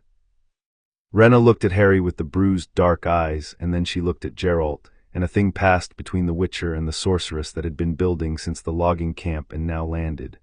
"There's something here from his world," Rena said. "Not him, something else came through, and it's been here long enough to learn the country and to find a roof and to start feeding carefully on a castellan's daughter, in a way no physician would ever name, because there's no name for it in our world." She stood, finally, unfolding stiff. "And now you understand why I told you both to come, not so the boy could learn what he is, so that the only 2 people on the continent who can recognize this thing would be in the same castle as it when it showed its hand." "Which it has." "Which it is," while Geralt walked the castle with the steward, learning its bones as he learned every place he might one day have to fight in. Rena found Harry in the gallery above the great hall, where he had gone to watch the household from a height, because a height was where you learned a place fastest and where fewer people thought to look for a child. "You have his habits already," Rena said, arriving at his shoulder without sound, the lilac and gooseberries reaching him a half-beat before she did. "Up where you can see the doors, watching who speaks to whom. He's made a witcher of you in everything but the blood." She set her forearms on the stone rail and looked down at the hall, where servants laid a long table for a dinner no one in the castle wanted to eat. "Tell me what you see, quickly. I want to know whether it's worth teaching you the parts the wolf can't." Harry looked down and told her. He told her there were more men in Lord Holt's blue and white than in Aldrich's herringrey in Aldrich's own hall, and that 2 of Holt stood at the screen passage where the kitchens led out, and 2 more at the foot of the great stair, which were not the places guests stood, they were the places men stood who wanted to know who came and went. He told her the chamberlain carried a question to Holt before he carried it to Aldrich, a half-step, a flick of the eyes, but it was there every time. He told her the castle's own servants were afraid and Holt's men were not, and that this was the wrong way round, because everyone in a castle with a dying child and a thing in its cellars should have been afraid, and the ones who weren't had either nothing to fear or knew exactly what there was to fear and had made their peace with it. Rena was quiet when he finished. "Better than worth it," she said, half to herself. Then, turning to look at him properly, the bruised violet eyes steady, "A court is a wood that has killed someone, boy. You read it the same way, but here the monsters wear faces, and the faces smile, and the boots they leave behind are promotions and marriages and wills changed on a deathbed. Your father can teach you to read a forest. He can't teach you this because it bores him, and a man can't teach what bores him. I can, so listen."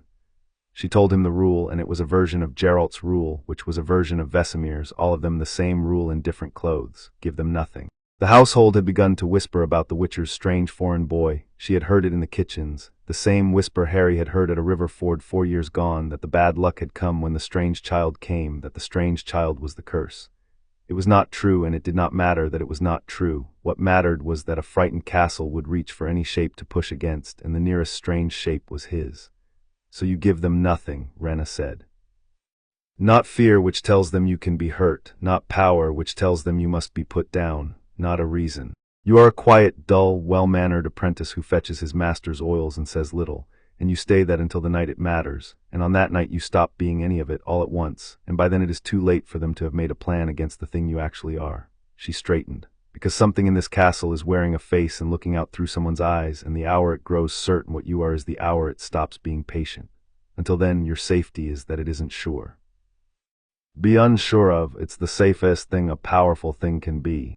Harry looked down at the hall, at Holt's blue and white at the doors, at Aldrich's grey heron that had given up on something. "Holt came a year ago," Harry said, "to talk about the toll bridges and never properly left. The same year the fear started. He had pieced it on the stair." "Yes," Rena said. She did not say more. She had taught him to read. She would not insult him by reading it for him. They stood a while at the rail, the sorceress 200 years old and the boy who had fallen out of the sky, and below them the doomed dinner laid itself out under the eyes of men in the wrong colors, and after a time Rena said, not looking at him, in a different voice, "It is not a curse, the thing you carry. I want you to have heard one person say it plainly who knows enough to mean it. Power is not a curse, it is a weight.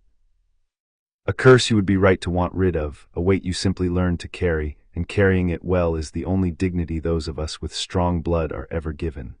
Your father knows this in his bones and lacks the words. I have the words and lack the bones. Between us perhaps you'll come out with both." She pushed off the rail. "Now come down, it's nearly time to be dull at dinner and you should practice." The castellan received them that night in a hall hung with the tapestries of better years, and Aldrich of Morwen was not what Harry had built in his head from the frightened household. He had expected a schemer. He found a father coming apart.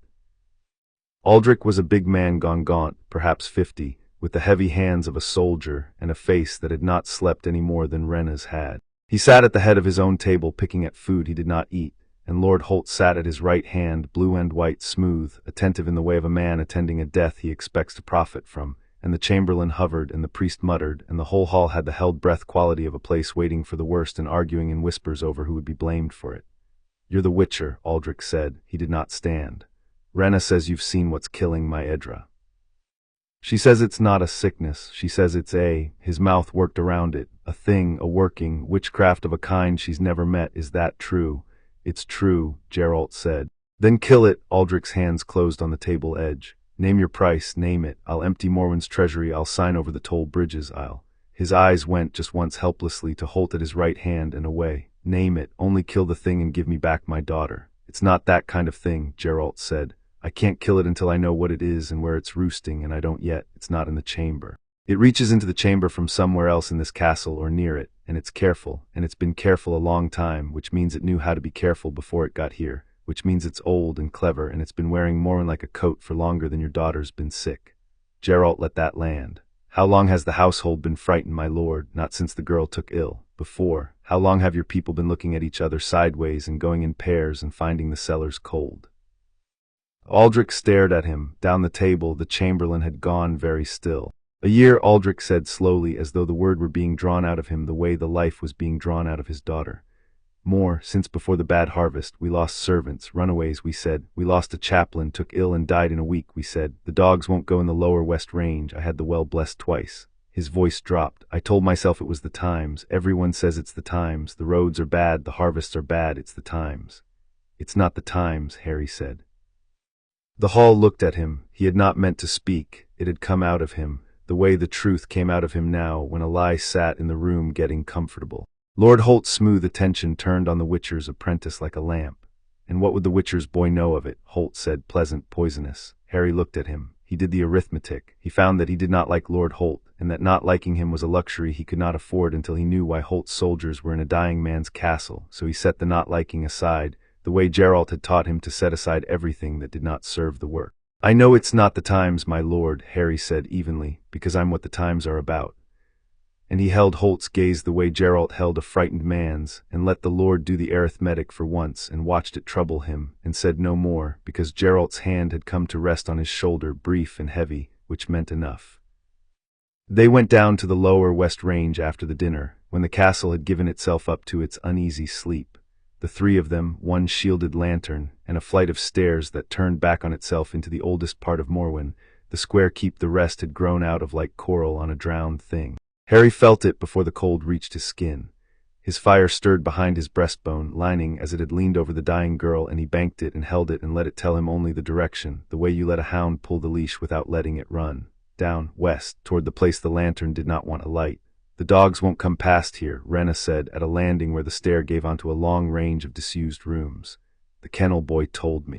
They reach this step and they sit and will not be made to go on, and a hound that won't follow its master down a corridor is a hound that knows something the master doesn't.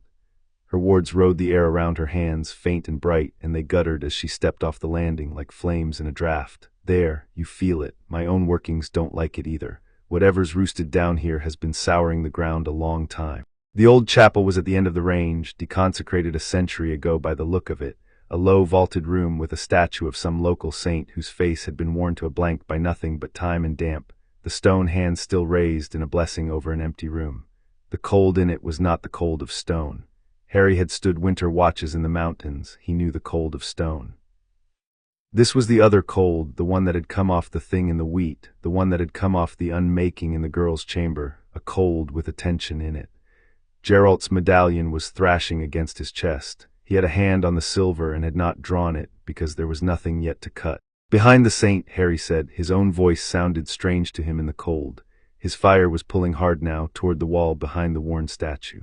There, the mortar's wrong. It was set into the old wall behind the statue where no eye would fall unless it was looking. A patch of masonry sat newer than the stone around it, the mortar pale and recent in a wall that had not been touched since the chapel died. Someone had opened the wall and put a thing inside it, and closed the wall again, carefully, within the year. Rena set the lantern down and put her hands to the patch and began in a low voice to unmake the mortar, and Harry stood with his back half to the room, as Geralt had taught him, watching the dark of the range behind them, because when one of you works the other watches, that was the rule, and the rule did not stop being the rule because you were afraid. The presence woke when the mortar gave. There was no sound. It was worse than sound.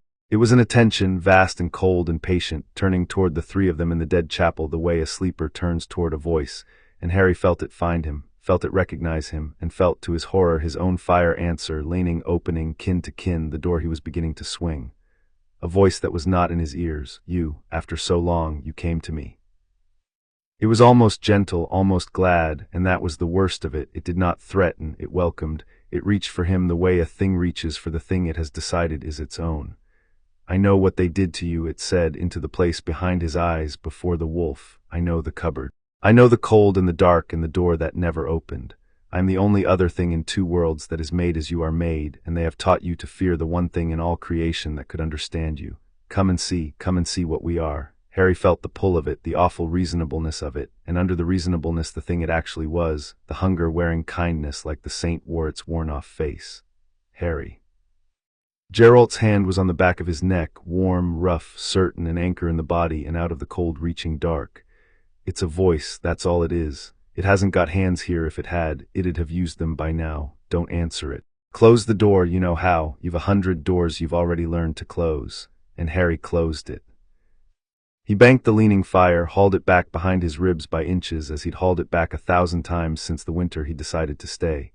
And the cold attention pressed against the closing and found, where it had expected, a child swinging wide to greet its kin, A wall drilled and braced and held, and it pressed, and the wall held because 4 years of a witcher's patience had built it, and a year of patient hunger could not in one moment take it down. The voice withdrew. Not beaten, Harry knew it was not beaten, the way you know a tide has only gone out. But it withdrew, and the cold eased by a degree, and in the place where the mortar had been, Rena's fingers closed on a thing wrapped in the last of the wall, and she drew it out, a shard of something black the size of a thumb that drank the lantern light, and she had it wrapped fast in silk before any of them had to look at it long, and the chapel was only a cold, dead room again, and the saint blessed the empty air. It knows, Rena said. Her voice was steady and her hands were not. It felt him. It knows the fire it's been hunting is inside its own walls. We've taken its old vessel, which will anger it and weaken it both, but we've bought that by telling it exactly what we have. She got to her feet, the silk-wrapped shard held away from her body. Whatever time we thought we have less of it now. Upstairs, wards and salt, and your medallion between that thing and this boy while I unpick what we've just stolen, because now it has a reason to come for him tonight, and it knows the way. Geralt did not move yet. He stood a moment in the dead chapel with his hand still on the back of Harry's neck, and he looked at the faceless saint and the opened wall and the dark of the range, reading the room as he read every room he might have to fight in, the doors, the angles, the one stair in and the one stair out. One way in, one way out, he said. Bad for them, good for us. If it sends a hand tonight, it comes up that stair, and a thing that has to come single file up a stair is a thing a witcher and a sorceress can hold a long time. He turned Harry gently toward the light. You closed the door. Under its eye, with it pulling on you, you closed the door. Vesemir would have had nothing to say, which was the highest thing there was, and Harry kept it, even here, even cold, even now.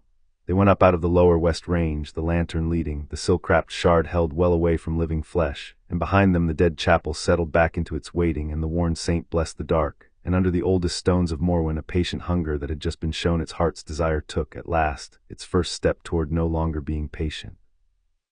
Later in the east tower, with the door barred and Rena's wards set on the window and the night pressing black against the glass, they put it together. Rena had not been idle since they carried the thing up from the chapel. She had a thing on the table between them, wrapped in silk, and when she unwrapped it, Harry's fire leaned toward it before his eyes had finished understanding what it was. A shard of something black the size of a thumb that drank the candlelight instead of catching it, and around it the air did the small, sick trembling that the medallion did, the foreign key loud. What we pried out of the chapel wall tonight, Rena said, is a piece of something. A vessel. And in the hours since, I have unpicked the working bound into it, and what I have unpicked I want you both to hear, because I don't believe it, and I need witnesses to my not believing it. She set her fingers on the shard, not quite touching, and the candle flames bent toward it, and in the bent light she spoke.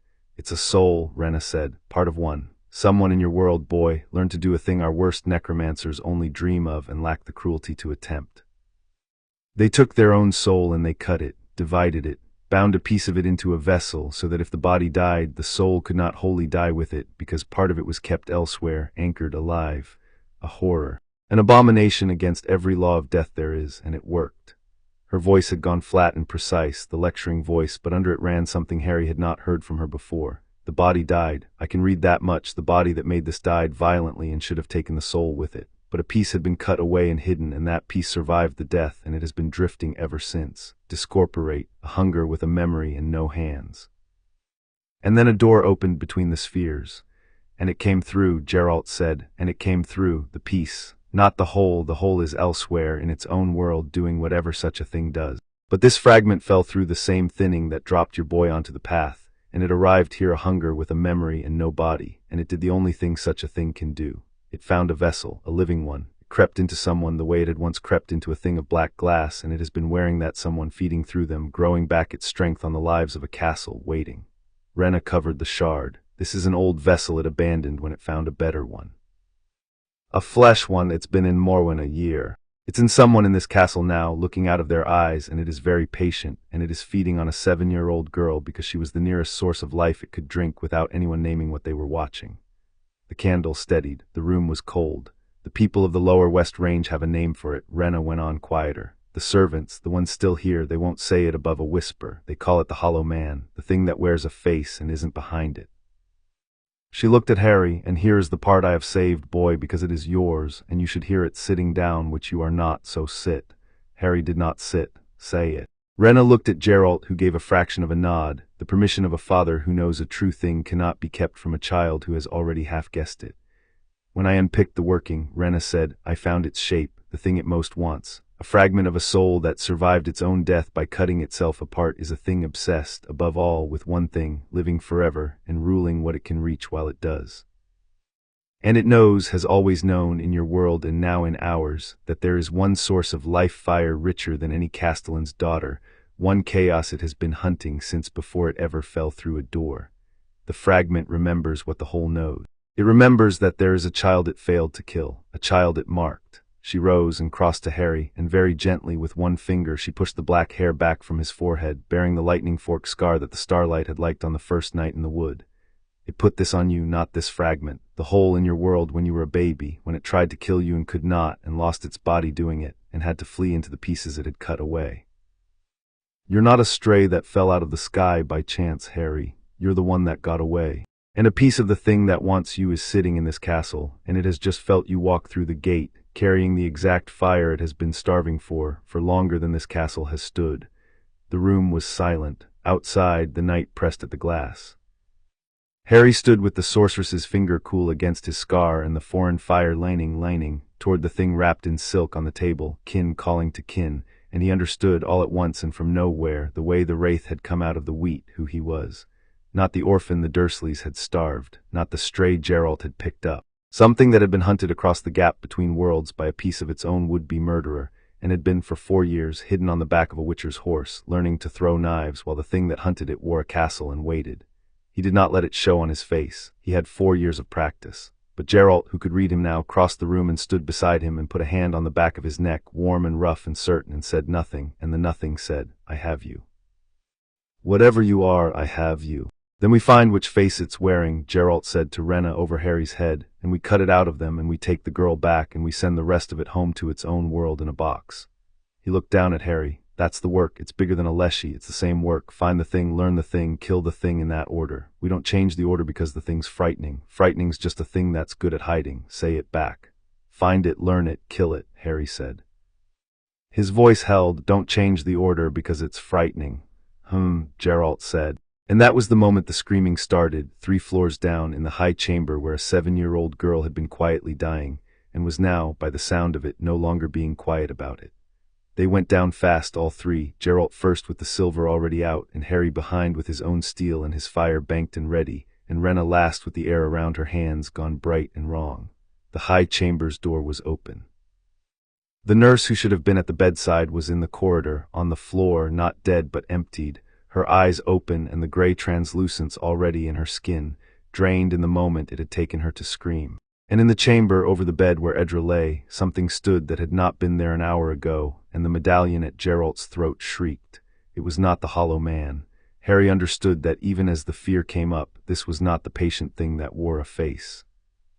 This was a hand the patient thing had sent, a manifestation, a wraith of drawn-off life given shape, gray and tall and faceless and reaching, made of the stolen breath of a year's worth of vanished servants, a thing of pure hunger with the girl's last life fire flickering at the center of it like a candle in a fist about to close. It's panicking, Rena said, fast, behind them. It felt the boy. It's trying to finish feeding before we reach it, drinking her dry to fuel itself for what comes next. Geralt, it will have her in seconds. Then it has seconds. Geralt was already moving. Harry, the girl, I'll hold the wraith. You get to the girl and you do not let go of her, whatever you feel, whatever it shows you. Rena, the door behind us, if this is a hand, the rest may come up the stairs. Go. And they went, and this once it was not Geralt fighting while Harry held a flank, not the way it had always gone before. It was the 2 of them, back to back in a dying child's bedchamber, the work split between them the way it would be split for the rest of their lives if they lived through the next minute. Geralt took the wraith.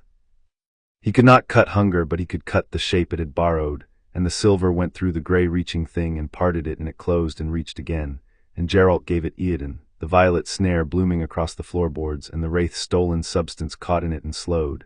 And Geralt worked the slowing as he worked everything, exactly, the silver opening the thing along the lines where the bound life was weakest. Harry went under the wraith's reach for the bed. A gray limb came down to take him, and he was not there. The dance held even here, even now, the snow yard and the flooded vault and the burning circle, all of it in his feet.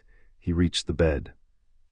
He took the girl's hand, both her hands in both of his, and he did the thing Geralt had said do, and his every instinct screamed against, which was to hold on while the wraith, robbed of its meal, turned the whole of its hunger on the new and richer fire that had just laid hands on its prey. It came into him. That was the thing no one could have warned him about, not Vesemir, not Geralt, not Rena. The wraith could not take the girl while Harry held her, so it reached for Harry instead, and his foreign fire, which leaned toward its kin, opened to it before he could stop it. And for one endless instant Harry felt the hollow man's hunger pour into him and felt worse, his own fire pour back, recognizing, welcoming, kin to kin, the door he was, the key he was, swinging wide. And the wraith drank. It got a mouthful of Harry's fire, the rich foreign chaos it had crossed worlds to find, and it was the worst possible thing it could have done, because Harry's fire was not a castellan's daughter's last flicker. It was a wildfire that had been banked behind his breastbone for 10 years, and when the wraith opened its hunger to it, it got not a sip but the whole of it, all at once, more than it could hold. Now, boy, Rena's voice somewhere far, it's open to you, it's drinking, reverse it. Take it back and take its own with it. Now, Harry did not know how. And then he did, because his fire knew, because the working that had unmade Edra was kin to his own, and he had felt it from the inside an hour ago, and a thing felt from the inside is a thing half learned. He stopped pouring out, and he pulled. He reversed the flow the way you reverse a grip in the bind, the way Eskel's wooden sword had taught him 1,000 times. And instead of the wraith drinking Harry, Harry drank the wraith, hauled the stolen life back out of it through the open door of his own fire. The girl's life and the nurse's and a year of vanished servants, all the drawn-off breath the hollow man had hoarded into this one reaching hand. And the wraith, emptied, came apart with a sound like a held breath finally let go, and was gone. The chamber was quiet, Edra breathed, color came back into her, slow, real. On Harry's hands, where he gripped hers, the gray translucence had spread and was fading, as the life he'd hauled out of the wraith found its way, most of it, back to the body it had been stolen from. He had given it back, not all of it, some of it was gone, the servants past saving, the nurse in the corridor cooling. But the girl breathed, and she was 7, and she was alive, and her hands were warm in his. Harry knelt by the bed and shook. The fire in him roared and would not settle, gorged on what it had drunk, lit up brighter than it had ever been. A beacon now not banked but blazing, and he knew, as he knew a riverbank held something that would eat you, that everything in the castle that could feel such things had just felt him flare like a struck beacon on a black hill. Geralt was there. The wraith was gone, and Geralt was there on one knee beside him, a hand on his back, steady an anchor. "You're all right," Geralt said. It was not quite true, and they both knew it. It was the truer kind of not true, the kind that meant you will be, I have you, hold on. You did the work, find it, learn it, kill it, that was learning it. You learned what it does and you turned it back on its own hand, that's the whole trade. His hand pressed flat between Harry's shoulders, grounding him in the body, out of the roaring fire. Breathe in, the fire's just a tool, it doesn't drive, you drive, breathe and put it down. Harry breathed. He put it down the way 4 years had taught him, banked the blaze back behind his ribs by inches, and the chamber stopped swimming and the girl breathed beside him. And from the doorway Rena watched the two of them, the witcher and the boy who had just drunk a wraith dry, with an expression that had nothing of disdain left in it at all. And in the doorway behind Rena, where the corridor ran back into the castle's dark, Castellan Aldrich of Morwen stood looking at his daughter breathing, and at the witcher's apprentice who had given her back, and his gaunt face was doing a thing that was not relief and not joy and not even surprise. It was fear, bare and specific and personal. The fear of a man who has just watched his bargain come undone and knows that the thing he bargained with is going to want to know why. Harry, looking up, caught it before Aldrich smoothed it away. And he understood the last piece, the one Rena's working hadn't held, how a patient old hunger had walked into a castle a year ago and found a roof and a vessel and a steady meal, all without anyone naming what they watched. Someone had let it in. Chapter 4 and Chapter 5, blood and chaos, they did not sleep, and the castle did not let them pretend to. Rena had set her wards on the east tower, salt at the threshold, and a working on the window glass, and Geralt's medallion hung from a nail above the door so that it would scream if the cold came up the stair. And she sat now with the silk-wrapped shard unwrapped before her on the table, her hands moving over it, her voice a low, constant murmur in a tongue Harry did not know, peeling the thing apart one layer at a time. Geralt prepared. That was what Geralt did when there was a fight coming and an hour to wait for it. He laid out his tools the way a chirurgeon lays out his. The silver and the steel both oiled and edged, the bombs sorted by weight, the decoctions racked by use, and Harry mixed what wanted mixing because his hands were steady and steadier for the work, and the two of them moved around the table in the old shorthand of 4 years, neither getting in the other's way. "Drink this," Geralt said, and passed Harry a vial, not one of the witcher decoctions that would have killed him but a milder thing, a clarity, owlie and white honey. "It'll sharpen you and it'll cost you tomorrow, and there may not be a tomorrow to pay in, so drink it. You're going to need to see fast and decide faster, and the fire takes a toll when you run it, and I want your eyes clear under the toll." Harry drank it. The room came up brighter, the candle shadows sharpening, the murmur of Rena's working resolving into the separate threads it was made of. "Tell me the plan," Geralt said. "It comes up the stair," Harry said. "One way in, so we hold the stair. You take the front because you're the wall, and I take the angle off your shoulder because I'm the fire, and Rena takes the room behind us because she's the only one of us who can fight a thing that hasn't got a body. We don't chase it. We make it come to us in the place we chose, like the leshy. And if it doesn't oblige us, if it's clever than a leshy, which it is, and it doesn't come up the one stair like a fool." Harry had thought about that. "Then it makes the castle come up the stair instead of itself. Cursed men, hallowed servant. It throws Morwen at us to wear us down and keeps itself back, and we kill men who didn't choose any of this, and that's the price it makes us pay for being here." He looked at Geralt. "And we pay it because the alternative is it takes me and goes home with a fire that can open doors between worlds, and there's no telling what it does with that. Greater evil and lesser. We pay the lesser." Geralt looked at him a moment over the racked vials, and whatever moved in his face he let stay there a half-second longer than he usually did. "You've got the whole of it now," he said. "I'm sorry you have. There's a kind of innocence in not yet knowing the math, and you've spent yours, and I spent mine before you were born, and I'd have kept you in yours another year if the world had let me." He turned back to the steel. It didn't sow the stare in Harry. When it shows you the kind face and the kind voice, the one from the chapel, the one that knows about the cupboard, that's the most dangerous weapon it has, and it's the one you can't put up Quen against. The voice that tells you it understands you. Nothing in two worlds understands you the way it'll claim to, and all of it's a hook with a castle on the end of the line. You hear that voice, you do what you did in the chapel. You close the door every time, no matter what it shows you behind it. I closed it in the chapel. You did. You'll close it a harder one before the night's done. He said it flat, certain, a man reading weather. Be ready to. Rena's murmuring stopped. The silence of it was louder than the working had been. She sat very still over the unwrapped shard, her bruised eyes wide, and when she spoke her court polish was gone entirely, which Harry had learned was the most frightening thing she did. "I've found the last layer," she said, "and I understand now why it's been so patient. This fragment, the one in the wall, the one we took, it wasn't backup. It wasn't a spare anchor in case the host died." She looked up. It was a tether. It was the thing holding the rift's mouth open. "The hole you fell through, boy. It's been kept from healing on purpose, propped open from this side by this, walled into a chapel a year ago so that when the thing finally had your fire in hand it would have a door already standing open to drag you back through. We didn't take its insurance tonight." Her hands had gone white at the knuckles. "We pulled the prop out of its door. And a door that's been forced open for a year with the prop pulled is going to do one of two things. It's going to slam shut, or it's going to tear." The medallion above the door began to shriek. The cold came up the stair, and it did not come alone. Geralt was at the door before the medallion's first cry had finished, the silver out, and Harry was at his shoulder with his fire banked and his steel low, and they heard the castle coming up at them through the dark of the tower stair. Not the rush of monsters, but the worse sound of feet, many feet, climbing, and under the feet a wet dragging, and under that the cold, pouring up the stair like water finding its level. The first man through the door had been a guard in the heron grey of Morwen, and he was not a man anymore. The hollow man had been a year in this castle, and it had fed, and what it had not drunk all the way down it had hollowed part way, leaving the bodies walking and the men inside them gone, and now it sent them up the stair ahead of itself, a dozen of them, grey-faced and slack in reaching. The household of Morwen turned against the only people in it trying to save the place. "Hold the line," Geralt said, and the line held. It was the dance in a doorway against men.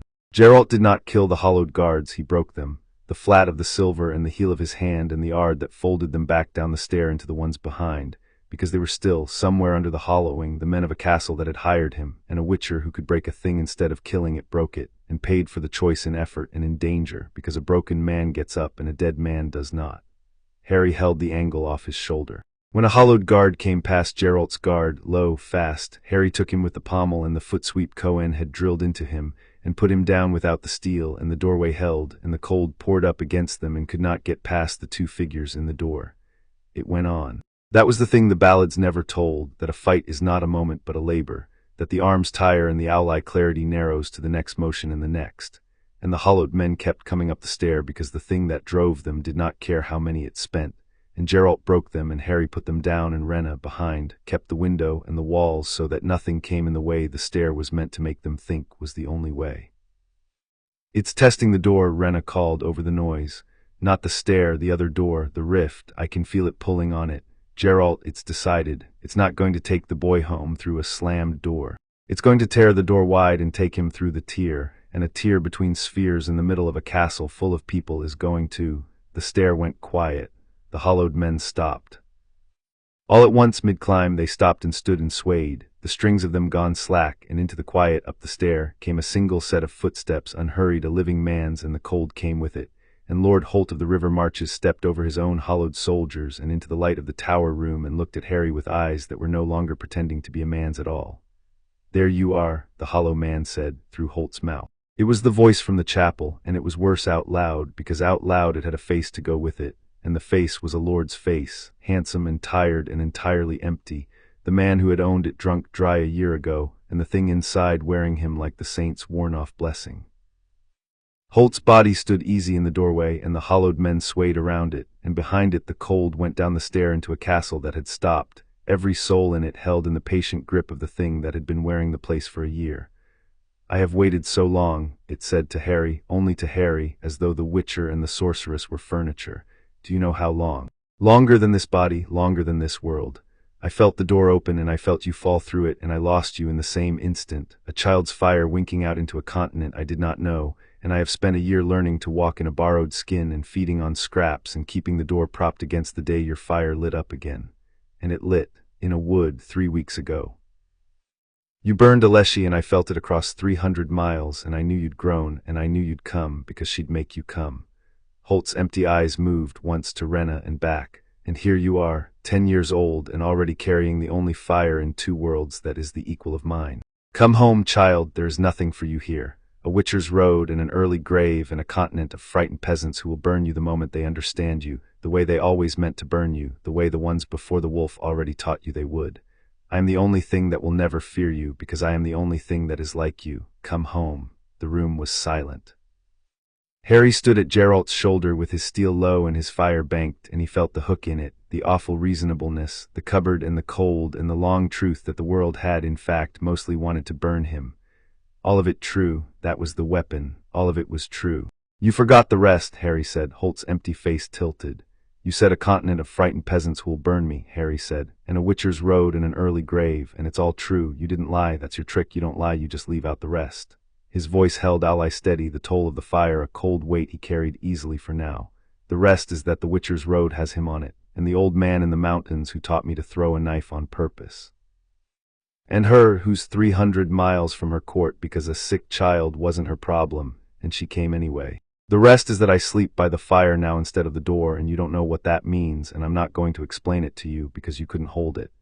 You're a thing that cut itself into pieces so it would never have to die, and you call that living forever, and it isn't. It's just never being finished. I'd rather have the early grave with them in it than forever in pieces with you." He raised the steel. "I'm not your kin, I'm his. Come and find out the difference." And the hollow man, who did not fear him, who had crossed 2 worlds for him, stopped being patient, and the room came apart. It threw the castle at them. The hollowed men woke all at once and rushed the door, and behind Holt's body the cold gathered into the gray-reaching wraith shapes Harry had fought over the dying girl. 3 of them now 4, the drawn-off life of a year given hands, and the tower room that had been a place to hold a stair became a thing with no good angles in it at all. Geralt took the front, and it was no longer breaking men, it was surviving them, the silver moving in the economy that did not waste a motion because there were no motions to spare, and Harry came off his shoulder with the fire now, because the time for the pommel and the footsweep was past. Igni took the first wraith, the fire with the key turning behind it, and it burned the gray thing back to the breath it was made of. Harry put Quen up, and a hollowed guard broke himself against it, and Harry put the man down behind the shield and pivoted into the second wraith and burned it too, and the toll of the fire came up in him now. The cold dragged the price, and he paid it and kept moving because stopping was dying. Rena's workings cracked across the room, bright and wrong, lightning that was not lightning, and where they struck the hollowed men fell and did not get up, because Rena did not break men, she had not the luxury, and she spent the guilt of it the way they all spent guilt that night, by not stopping to feel it. The floor was the next thing to betray them.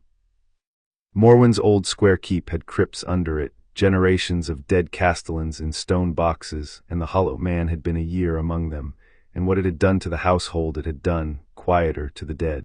The cracked flagstones at the tower's base heaved and split, and the things that came up through them were not hollowed men and not wraiths but gravers, corpse-eaters grown huge and bold on a crypt full of the dead, 3 of them hunched in gray and armored in their own hardened hide, the kind of thing a witcher took with silver and the right oil and a great deal of room, and there was no room. Necrophage oil, Geralt said, which was a question and an order both, and Harry was already reaching. He had mixed it that very night, racked it by use, and his hands found the flask without his eyes leaving the nearest graver, and he threw it across the broken room, and Geralt caught it and dragged the silver through it in one motion, and met the first graver's lunge with a blade that now bit into hardened corpse hide like it was butter. Harry took the second himself. He could not match a graver's strength and did not try. He was not there when it came, the dance holding even on heaving stone, and he laid Eodin on the floor under it as Vesemir had taught him, the violet snare seizing the thing's clawed feet, and while it tore against the snare he came in under its reach and put his old steel up through the soft place beneath its jaw where even a graver was only meat. The third nearly had Rena. She was spent on the lightning and turned too slow, and the graver came off the broken floor at her back, and Harry had no blade in reach and no time to close, so he used the other half of what he was. Not Igni, the thing was too close to her for fire. He used the wand fire, the foreign chaos, the thing that had thrown a keg of nails on a riverbank 4 years gone, and he reached for the shattered flagstones at the graver's feet and threw them.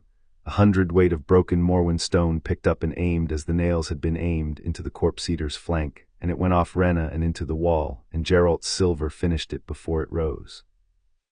Rena looked at the boy who had just thrown a wall at the thing about to kill her and said nothing because there was no time, but she would remember it. The room had no good angles, so they made angles of each other. That was the thing 4 years had built that no single night could spend. When Harry's fire toll dragged at him and his guard dropped, Geralt was there, a half-step that put the Witcher's body where the boy's had failed to be, and when the silver's economy ran short against the press of hollowed men, Harry's Igni opened a gap for it, and when both of them were committed and a wraith came for their blind side, Rena's lightning took it, the 3 of them a single machine with 3 sets of hands, holding a room that physics said could not be held. They lost ground anyway. You could be perfect and lose ground. The hollow man did not need to beat them, only to tire them, and it had a castle to spend, and they had 3 bodies, and one of those a child running a fire that took its toll in cold. Harry the toll, Geralt said between cuts, not looking, reading the boys flagging through the back of his own skull as he read everything. Bank it, steal only, a count of 10, let the fire come back to you.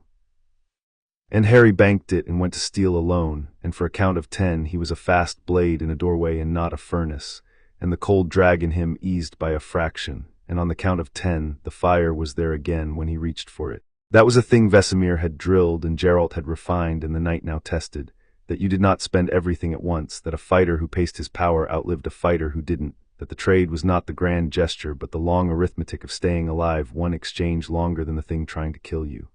It was not enough to win. It was enough to last, and lasting was the whole of it, because the hollow man had made one error in its long patience. It had come itself in Holt's flesh, into the one room where the people who could end it were already braced, and every exchange that did not take Harry was an exchange that brought the Witcher's silver a step nearer the borrowed heart the thing had been arrogant enough to wear. And through it all, Holt's empty body walked toward Harry, unhurried, untouched, because the wraiths and the hollowed men opened around it like water, and Harry understood that the whole storm was only meant to wear them down to the moment when the hollow man could lay one hand on him and tear the door open and be gone. The host, Geralt shouted over the din, opening a hollowed sergeant from collar to hip and stepping through the fall of him. Harry, the body's the only handle on it. It has to wear flesh to stay in this world without the tether. Kill the body and it's a ghost again. It can't hold the rift open and carry you both. Rena, can you put me on it? I can put you on it once, Rena called back, and it will cost me the wards, and the moment the wards drop the rift comes into this room, so be sure, Witcher, be very sure, because you'll have one pass at it and a tear in the world at your back. Do it. And the castle that was coming up the stair found, in the door of the east tower, only a sorceress dropping every defense she had to spend it all on one thing, and the room lurched as the wards came down and the cold poured in unchecked, and behind them, in the air over Rena's table, the world began, with a sound like ice giving on a deep lake, to tear. Rena put Geralt on the host. It was a working Harry had no name for, a fold in the space of the room, and Geralt crossed the tower in no time at all, from the door to the hollow man, the silver already moving, the one pass, everything in it. And the hollow man, who had let the wraiths and the hollowed men open around it because none of them could touch it, found a Witcher inside its guard with a silver blade and 100 years behind the blade, and Holt's borrowed body could not move like the thing inside it wanted, because it was only a body, and the silver took it through the heart. The hollow man screamed. It was the first sound it had made that was not patient.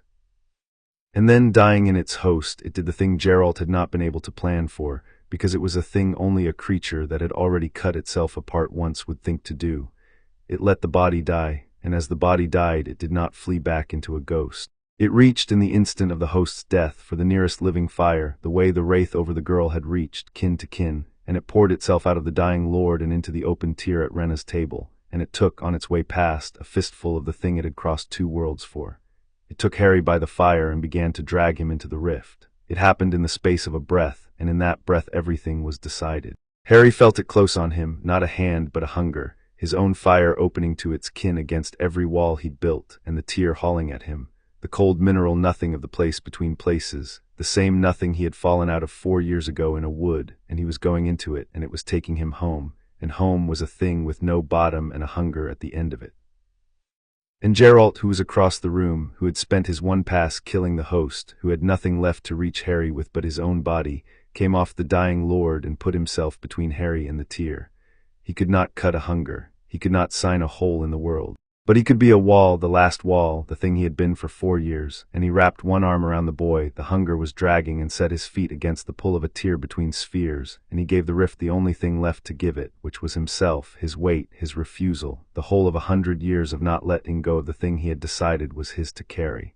The rift took its price for that. Harry felt it. The cold went into Geralt where it could not reach past him to Harry. The unmaking the girl had suffered pouring into the Witcher's flung-out arm, the grey climbing his hand, his wrist, the life going out of him into the hunger that could not have the boy and would settle for the man who shielded him. Geralt did not let go. The grey climbed his arm and he did not let go, and his face, over Harry's shoulder, did the great deal of work it had always done to give nothing back, except that now Harry was close enough to see what the work was costing, what it had always cost. The tenderness, the gruffness had been built over for 4 years, bare at last because there was no strength left to hide it. "Close the door, Harry," Geralt said. His voice was going. "You know how. It's a harder one. Close it." And Harry understood that the door was not the rift. The door was himself. His fire was open, kin calling to kin, and as long as it was open, the hollow man had a grip on it and the rift had a road, and the only thing in 2 worlds that could close that door was the boy who had spent 4 years learning to close doors no one else could feel. He closed it. He did the thing he had done in the chapel and the thing he had done over the dying girl, and he did it harder than he had ever done anything. With Geralt's life going grey on his shoulder and the tear hauling at them both, he stopped pouring out and he pulled. He reversed the flow in the bind the way Eskel's wooden sword had taught him 10,000 times. He hauled his own fire back behind his ribs and slammed the door on it, and the hollow man mid-drag lost its grip on a thing that was suddenly walled and braced and shut. And then Harry did the part no one had taught him, the part that was his alone, the door and the key both. He reached through the closing into the rift, and he took back what it had stolen. He pulled Geralt's life out of the hunger the way he'd pulled the girl's, the grey draining back down the Witcher's arm, and he pulled, and the foreign fire roared up in him, gorged and blazing past anything it had ever been. Quen and the wan fire of his blood fused into one thing, a shield that was not a shield and a fire that was not a sign, and he turned the whole of it on the tier and he shut it. Not with a sign, with himself. The door he was, closing the door that was, the only fire in 2 worlds that could, and the rift screamed and the hollow man screamed inside it and the tear in the world slammed shut on the fragment of a soul that had crossed 2 spheres to own him, severing it, half on this side and half on the other, and was gone. The tower was silent. The hollowed men had dropped where they stood when the thing that drove them went into the tier. The wraiths were breath again, gone.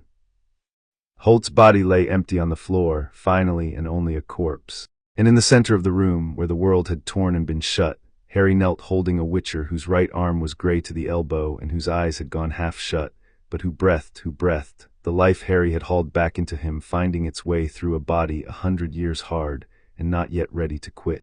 Renna was on her knees across the room, emptied of every working she had, staring at the boy who had shut a tear between spheres with nothing but the fire in his own chest, and her bruised violet eyes had in them no disdain and no calculation and nothing at all of the court. Only the plain astonishment of a woman 200 years old who has just seen a thing she did not know was possible.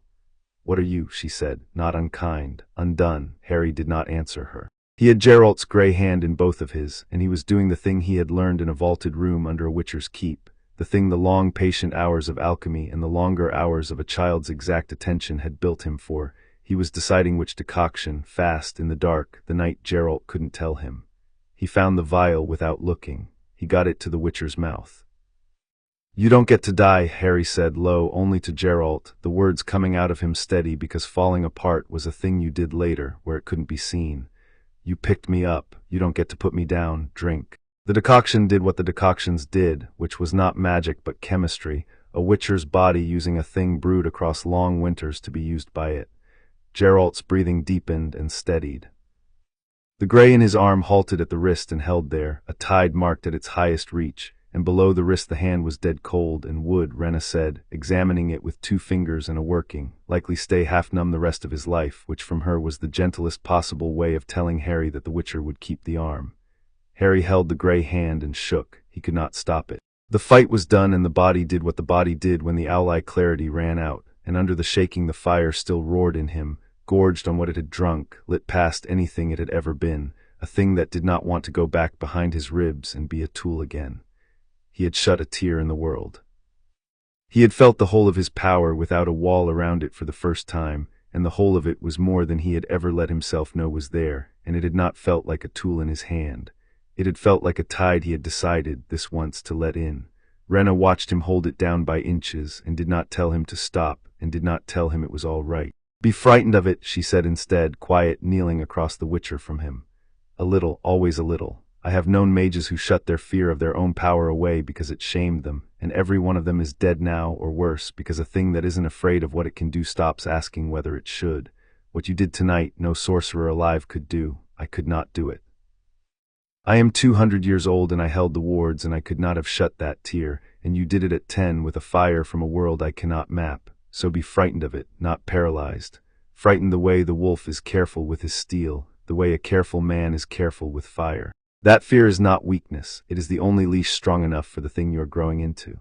She reached across and briefly set her hand over both of his where they held the Witcher's gray one. "And no, you do not hold it alone. You drew his life back out of the dark tonight. There are perhaps 3 people in 2 worlds who would have known how, and you are the only one of them who would have done it without counting the cost first. Hold on to that. It is worth more than the fire." Geralt's eyes came half open. He looked at the 2 of them, the sorceress and the boy, and at his own gray hand held between their hands, and his cracked mouth worked, and what came out was not a speech, because Geralt did not make them. He said, still here. His voice was a ruin, but the yellow eyes found Harry's and held them, and there was in them, bare for once, no work being done to hide anything, only the plain fact of a man looking at the thing he had decided 4 years ago was his to carry and finding that it had this night carried him. "You closed the door, the hard one. A breath told you you would. You weren't supposed to be the thing on the other side of it," Harry said. The ghost of something crossed the ruined face. Improvised. Then one of Aldrich's men came to the door, gray-faced and stumbling, with word that the rift's shaking had cracked the high chamber where the castellan's daughter lay, that a wall was going, that the girl was too weak to move herself, and the castellan would not leave her, and the floor would not hold. Harry got to his feet because Geralt could not, and looked at Rena, and Rena looked back, and there was no choice in it that was a choice. There was only the next thing, and the next thing was a child under a falling wall. "Stay with him," Harry told Rena. "I'll get the girl." Aldrich of Morwen died in the hour before dawn, and Harry chose it, and that was the part he would carry.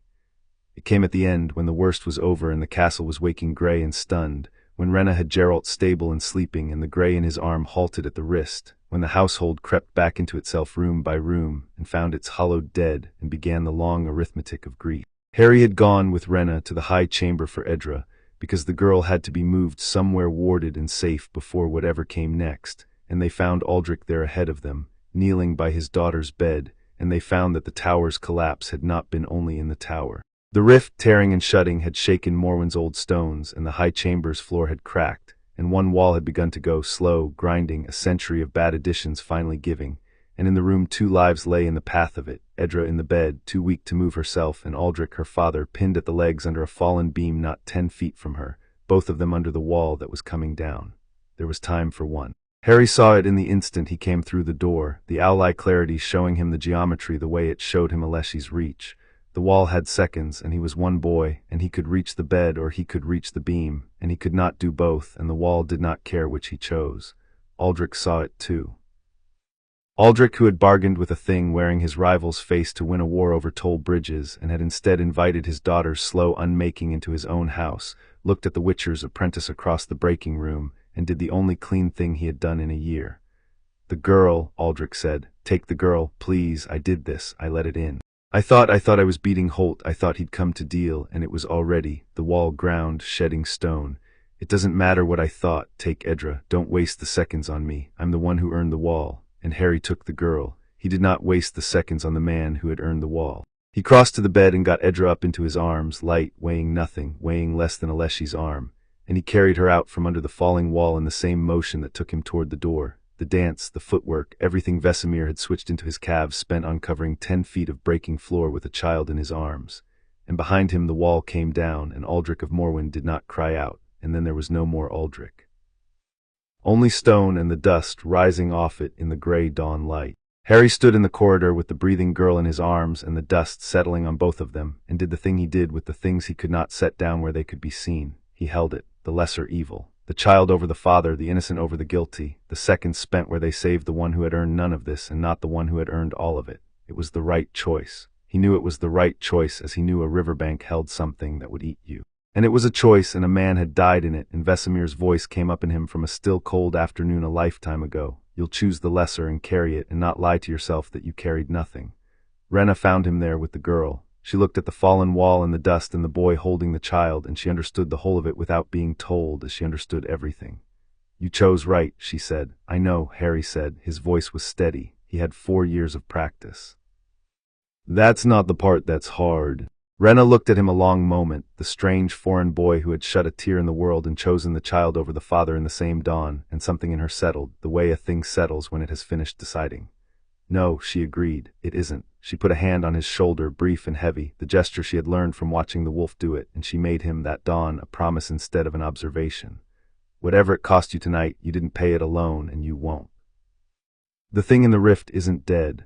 We cut it in half and half of it's still loose, on the far side in your world, with your fire's taste in its mouth and a grudge 2 worlds wide. It will come again, and when it does, you'll have a witcher who can't quite manage to put you down, and an old wolf in the mountains, and me." She took her hand back. "I don't stand with people, boy. I've outlived everyone I ever stood with, and I learned not to. I'm standing with you anyway, and I'm too old to be a fool about my reasons, so I'll tell you the reason plainly. There are perhaps 4 people in 2 worlds who understand what you are, and 3 of them love you, and I have decided I would rather be the 4th who does than the 1st who sells you. Now bring the child. Your father will want to see you both breathing when he wakes, and a man who's been dead halfway to the elbow shouldn't wake to an empty room." They carried the girl down through the waking castle together, the sorceress and the boy, into the gray light of a morning that Morwen had not expected to see, and behind them the dust settled over the place where a father had earned his wall, and far off, on the other side of a slammed door, half of an old hunger turned its severed attention toward home, and began the long patient work of finding another way through. Chapter 5 and Chapter 6, The Lesser Evil. 5 years on, Harry killed a fiend in the fog above Brock's Ford, and he did it alone, and that was how they knew the door was opening again. He was 15, or near enough, taller than Rena now, and not yet as tall as Geralt, with the loose economy in him that 4 more years of the road had set into the bone.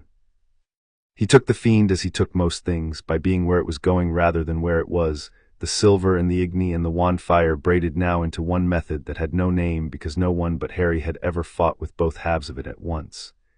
It was a clean kill, once where once would do, and Vesemir, had he been there, would have had nothing to say.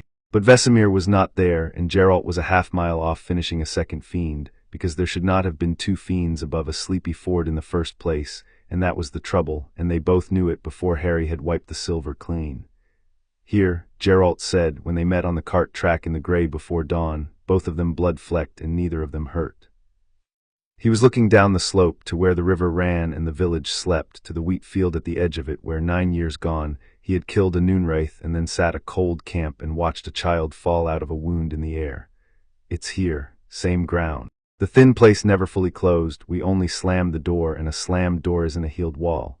It's been pushing at it for 5 years from the other side, and it's gotten the field cold, and it's pulled 2 fiends through to test the hinges." He flexed his right hand, the one that had been gray to the wrist at Morwen and was, even now, half numb, the fingers slow to close.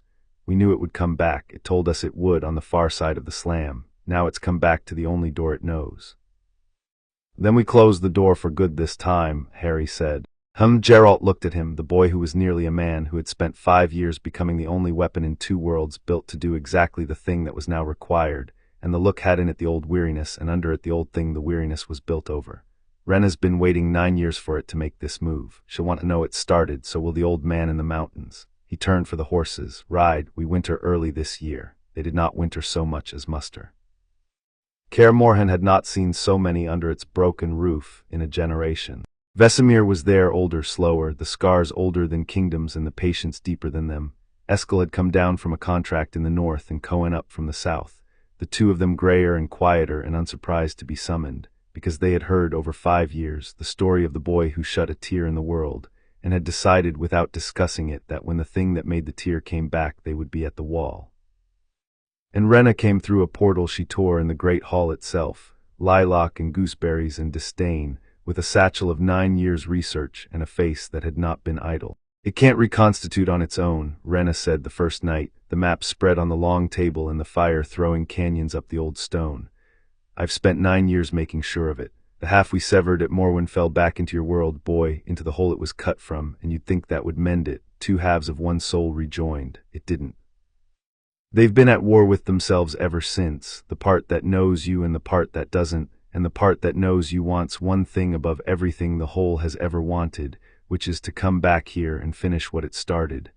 It's that part that's been pushing at the door, and it has finally found a way to force it.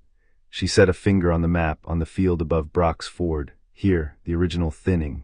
It means to tear it wide enough to bring its whole reconstituted self through, body and hunger and all, into our world, where there are no wizards to stand against it, and a boy it has crossed the void to own. And the only window to stop it is the moment of the tearing, when it is neither here nor there, neither one thing nor two, caught in the scar between the spheres, at its most powerful and its most vulnerable both. We have to meet it in the scar, in the between place. We have to go into the wound to close it. The hall was quiet. The fire popped. Vesemir, who had said little, turned his old yellow eyes on Rena. Into the between place, he said, where the spheres touch, where no man of this world is built to stand and keep his shape. He let it sit. You're not talking about a contract. You're talking about a thing only the boy can survive, because the boy isn't of this world to begin with, and a witcher who follows him into it goes into a country that will pull him apart for not belonging to it. Yes, Rena said. She did not soften it. She had learned over 9 years that this family did not soften things for one another, and that the not softening was a kind of respect. Harry can stand in the scar. His blood is from there, the between place won't reject him. I can hold the edges of the wound open from this side, with Vesemir and the others holding the field against whatever the tearing spills out, the fiends and worse. But Harry cannot face the thing alone in there, and I cannot go in, because I am of this world and the scar would unmake me in 100 heartbeats. Her violet eyes moved once to Geralt and away. There is exactly one person who could go into the scar at the boy's side and last long enough to matter, and it is the one person in 2 worlds I would least like to send, and he is going to insist, and he is going to be right to, and I hate it. I'm going in with him, Geralt said. I know, Rena said. I just told you that you would. The night before they rode down to the cold field, the keep did a thing it had not done in a long time, which was fill. There was a fire built up in the great hall that pushed the dark back to the walls for once, and there was food past the Witcher's usual grim sufficiency, because Cohen had decided that men who might die in the morning should not do it having eaten badly the night before, and he had bullied the keep's meager stores into something that resembled a feast. They ate at the long table, all of them, the Witchers and the sorceress and the boy who was nearly a man, and for an hour they did not speak of the wound in the world or the thing coming through it. Cohen told lies.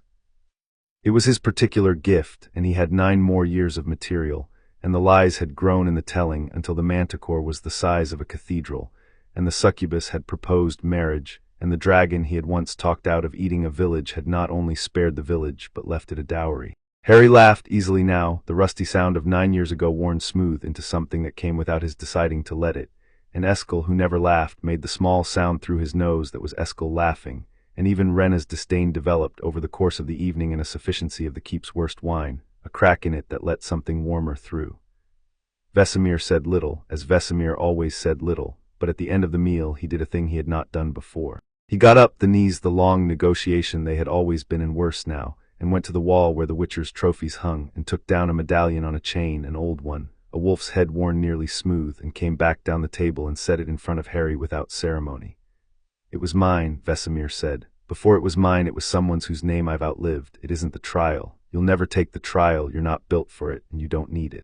But a witcher's medallion sings near chaos, and you've more cause than any of us to want warning of the thing it sings for, and you've earned the right to wear the wolf, whatever your blood, more than half the boys I put through the grasses ever did." The old yellow eyes held Harry's. "You came up that past 9 years ago a thing that slept by the door, ready to bolt. You've slept by the fire since the first winter. A man who sleeps by the fire is a man who's decided he's home, and the wolf's for men who have decided they're home. Put it on." Harry put it on. It sat cold against his chest a moment, and then warmed, as such things did, and he did not say anything, because this family did not say such things, and the not saying was the whole of it. Across the table, Geralt watched the boy he had pulled out of the snow take the wolf's head from the old man who had taught them both, and the work his face did to give nothing back failed, for once entirely, and he let it fail, because it was the last night before the wound, and there are nights a man lets his face do as it likes. Geralt said, which from Geralt on that night said everything there was. The door opened 3 nights later, and it did not open the way the witchers expected, because before the hollow man's half could tear its way through, something else came through first, gently, the way a guest knocks. They were camped on the rise above the cold field, the whole muster of them, waiting for the thinning to give. And in the gray hour the air at the field's center shimmered, not torn but parted, a clean round door of light opening the way Geralt had described portals opening 9 years gone, the air closing behind it like water, and out of it stepped a man. He was old. He was old in a way that had nothing to do with witchers' slow centuries or sorcerers' frozen ones. He was old the way a tree is old, comfortable in it, made more himself by it. He wore robes of a deep blue sewn with small stars that might have been thread and might not, and half-moon spectacles, and a beard of silver long enough to tuck into a belt, and he carried no weapon Harry could see, and the medallion at Geralt's throat did not so much as stir for him, which it had never once failed to do for power, and that was the most frightening thing about him, that he was plainly full of power, and the medallion read him as harmless. The witchers had steal out. The old man looked at the half-circle of drawn blades with the mild interest of a man examining unfamiliar birds, and raised one empty hand, palm up, and on the palm a small light bloomed, warm, gold, the opposite of the hollow man's cold, and went out. "I have come a very long way," the old man said in the common tongue but unbent clean, the tongue Harry had been losing the shape of for 9 years, "and through a door that took me the better part of a decade to find, and I would be glad of a moment's truce before the night's business begins. I mean the boy no harm. I have in point of fact spent 11 years believing him dead, and I find I am unwilling to waste the discovery that he is not by getting myself filleted on a witcher's sword in the first 5 minutes. His eyes, blue and very bright behind the spectacles, found Harry across the field, and something moved in them that was old and glad and grieved all at once. "Hello, Harry, you have your mother's eyes. I had wondered if you would. I am sorry it has taken the end of 2 worlds to bring me to the saying of it." Harry stood very still. Beside him Geralt had not lowered the silver, and would not for any light blooming gold on any palm, but he had shifted a half-step so that he stood at Harry's shoulder and not in front of him, which was its own statement. "I am here, and this is yours to answer." "You knew my mother," Harry said. "I knew your mother and your father both, and they were among the bravest people I have ever had the honor to fail," the old man said. "My name would mean nothing to you. You were a year and some months old when last you heard it, and you have spent the years since in a country where it has never once been spoken. So call me what the boy you might have been would have called me. Call me the old professor. I taught once in a school for children like you, in the world you were born to, and I came tonight because the magic of your blood lit up across the void 5 years ago like a beacon on a black hill, and I have spent every day since learning how to reach it, because I owed your mother that much and a great deal more." They gave him his truce because Vesemir judged it, and Vesemir's judgment was the keep's law. He sat with them by the fire on the rise, the old professor, his blue robes incongruous among the leather and the steel, and he told Harry the things no one had been able to tell him, because no one in 9 years had known them. That he came from a line of wizards and witches, that his mother had died to save him from a dark wizard, the worst their world had made, who had tried to murder Harry as a baby and failed, because the mother's dying had laid on the child a protection the dark wizard's curse could not break. An old magic, the oldest, that turned the killing back on the one who cast it and tore the dark wizard from his body, that the dark wizard had not died. Because he had done to his own soul the abomination Rena had read in the chapel shard, cut it into pieces, hidden them, so that a fragment survived the unbodying. And that one of those fragments in the chaos of that night had been flung through a thinning in the world that the backlash of the old magic had torn, and had fallen into Harry's orbit, and had been hunting him across the void ever since, while the world Harry was born to believe the marked child had simply vanished, dead with his parents, mourned and slowly forgotten. "You were the boy who lived," the old professor said. "That is what they called you in the world you came from, before they decided you were the boy who died after all. You lived when the killing curse should have taken you, because your mother loved you enough to stand between you and it, and love of that kind leaves a mark that nothing dark can cross.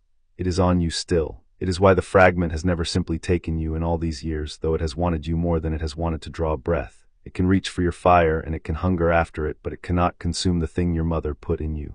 No darkness can.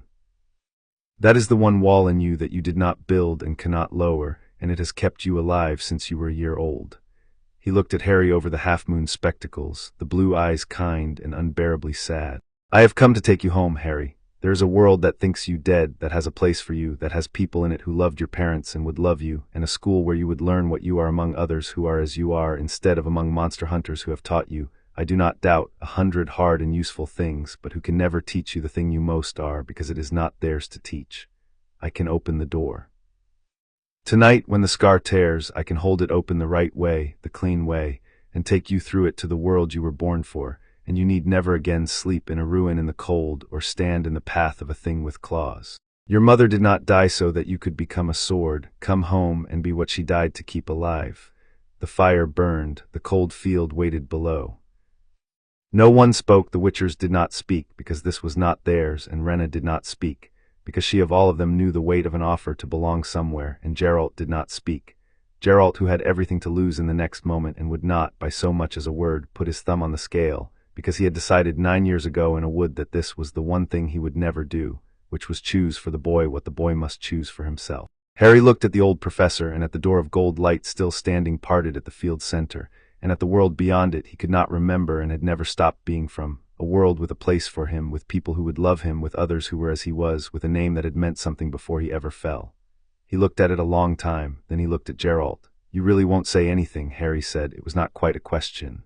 "No," Geralt said, "even now.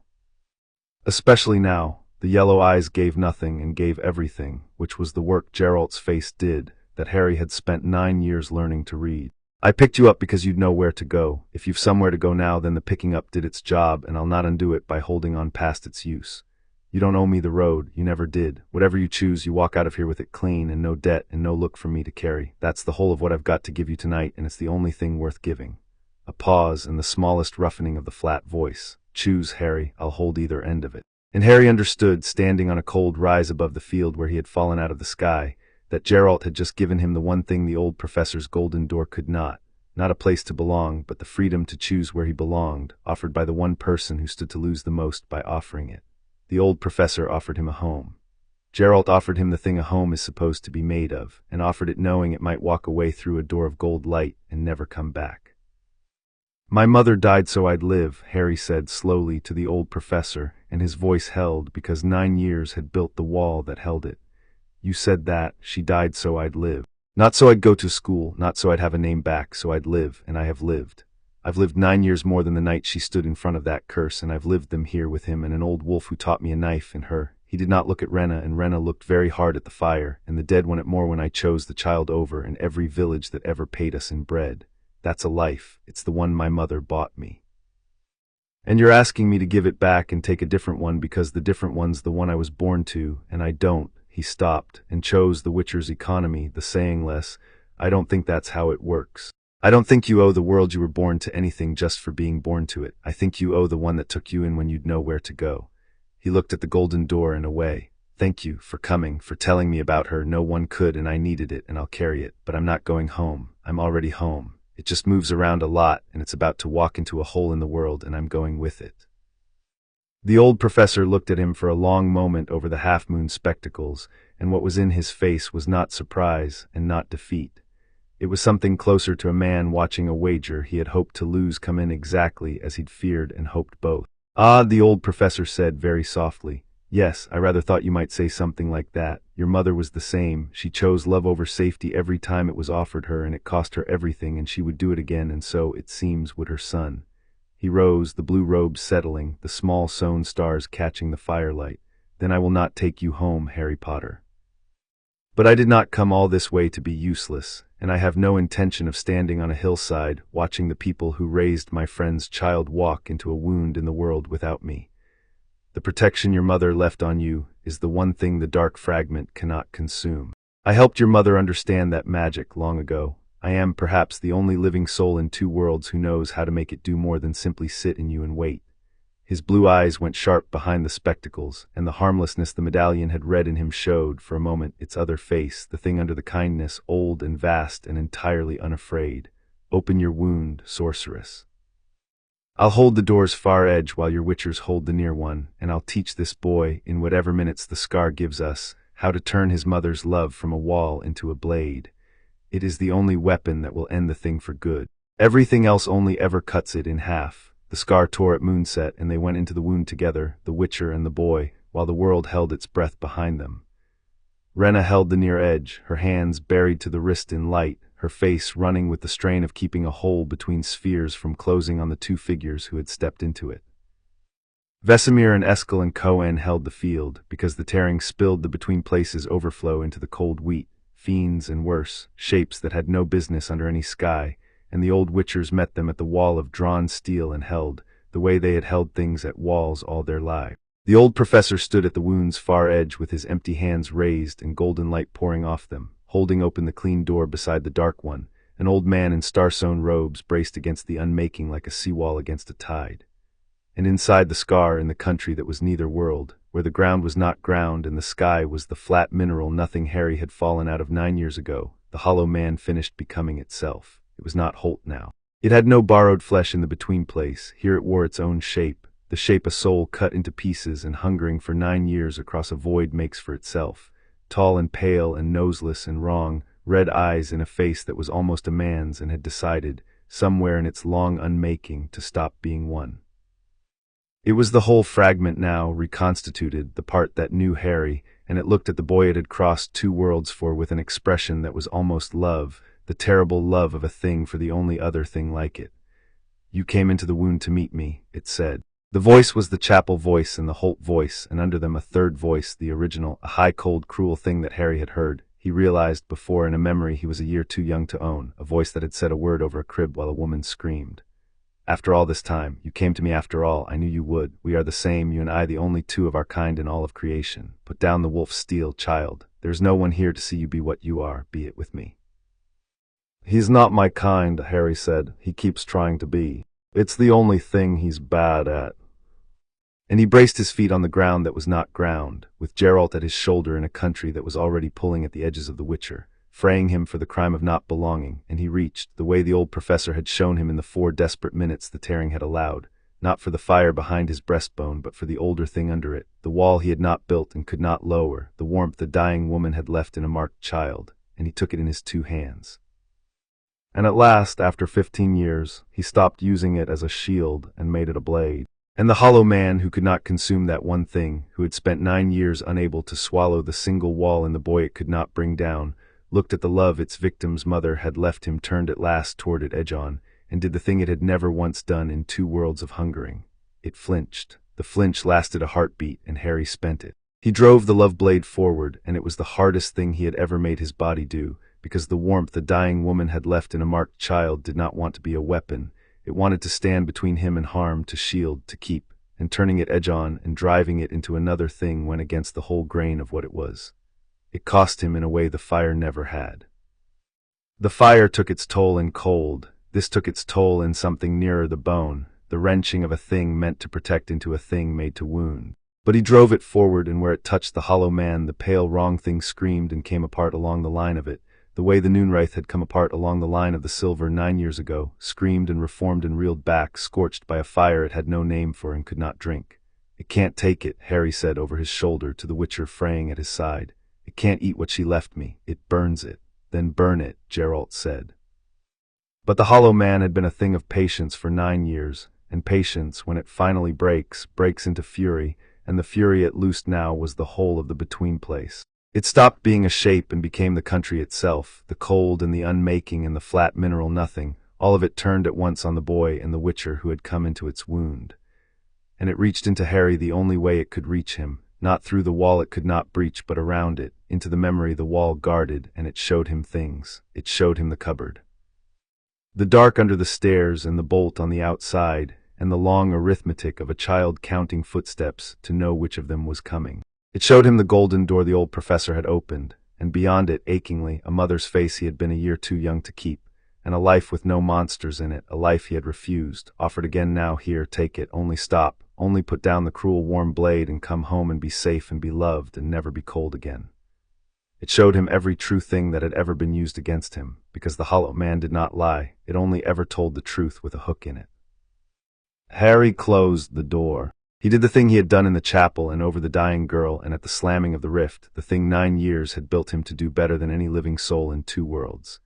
He took the temptation and the grief and the true terrible offer of a life without cold, and he banked them, and he walled them, and he shut the door on them, and he kept driving the love blade forward, because the warmth his mother had left him was not the absence of all that pain. It was the answer to it. She had not made him a life without monsters. She had made him able to face them. That was the gift. That was what the hollow man could never understand, that love was not the door out of the dark. It was the thing you carried into the dark so that the dark could not have you. And then the hollow man, unable to take the boy, did the thing it had done at Morwen, the thing it would always do, because it was a coward at the root of all its hunger. It went for the wall instead. It went for Geralt. The witcher was already fraying. The between place had been unmaking him by inches since they stepped into it, his outline going soft at the edges, the gray that had stopped at his wrist 9 years ago creeping again, faster, because here he had no world to anchor him, and only his own refusal holding his shape together.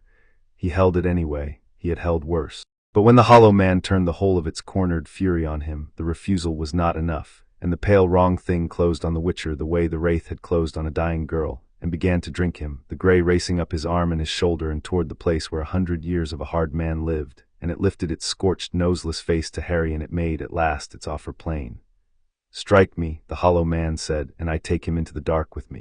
There is no door he comes back through. I will unmake him to the root and scatter what's left across the between, and you will have killed your wolf with your own mother's love, which is a joke I will laugh at for the rest of forever." Or, the red eyes glittered, "Come with me, be what you are at my side, the two of us the last of our kind in all creation. Come, and I let the wolf keep his life and his shape and his little mountain and his old men, and he grows old by a fire never knowing what you gave to buy it.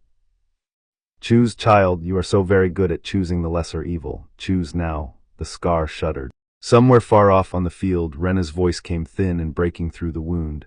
"Harry, it's failing, I can't hold it. Seconds, you have seconds, and the old professor's steady even now, even spent. The blade, Harry, all of it, do not bargain with it. It does not keep bargains, it only buys time to grow back its strength. End it now, or it ends all of us by morning." Harry stood in the country that was neither world, with the love blade burning in his hands, and the witcher who had pulled him out of the snow going gray in the grip of the thing that wanted him. And he did the arithmetic, the keep or break arithmetic. The lesser and greater arithmetic Vesemir had carved into him on a still cold afternoon a lifetime ago. The greater evil was the hollow man loose in a world with no wizards to stand against it. The lesser evil was a dead witcher. The math was plain. The math had always been plain.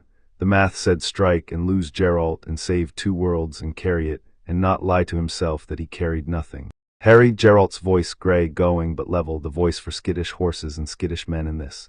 Don't change the order, you hear me? Find it, learn it, kill it. You've found it and you've learned it. Don't change the order because it's frightening. The yellow eyes found him through the gray, and there was no fear in them, only the old certainty and the thing under it, bare and unhidden because there was no strength left to hide it. Strike, through me if you have to. I chose the wall 9 years ago. Let me have chosen it for something. End it, son, that's the work, that's the whole of the work. And Harry struck. He struck with the whole of the love blade, everything his mother had left him, driven forward without holding back a single degree of it to spare the man it might kill, because Geralt had taught him that you did not change the order, and because some deeper thing under the order whispered that the warmth a mother left could not, would not, harm the thing it had been left to love. The blade went into the hollow man and through it and into the witcher it held, and the between place itself screamed white, and the love that could not be consumed poured into all 3 of them at once, and where it touched the hollow man it burned, and where it touched Geralt it did not burn, it held, it knew him. It would not harm the thing it had been made to keep. the hollow man came apart. Not into nothing, it was a fragment of a thing that had survived its own death by cutting itself to pieces, and it did not die so easily as a leshy or a noonwraith. But it came apart along the line of the love blade, scorched to the root, shrieking, the patience and the hunger and the 9 years of crossing the void, all of it burning at once. And it could not hold its shape, and it could not hold the witcher, and it tore loose from both, mortally hurt and not yet dead, and fled, a streaming wound of a thing, back toward the collapsing far door and the world beyond it, to crawl into some piece of itself and grow back its strength one more time.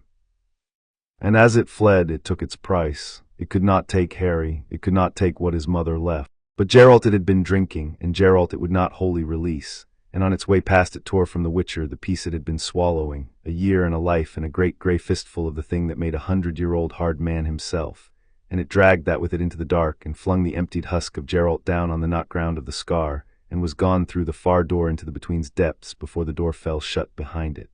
The scar was collapsing. Harry had seconds, and in the seconds the last choice came, the one the whole of him had been built and broken to make. The far door where the hollow man had fled, wounded, mortal, finishable, stood open for one more heartbeat. Through it now he could follow and end the thing for good while it bled, and pay the lesser evil's bill in full, the way the math demanded, the way Geralt had ordered, the way 9 years of a witcher's making said he must.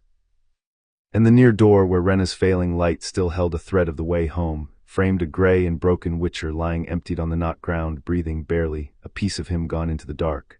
The math said follow, the math said finish it. The math said a witcher does not change the order because it's frightening. Harry changed the order. He turned his back on the open far door and the wounded thing fleeing through it, on 2 worlds worth of greater evil bleeding and finishable just beyond his reach.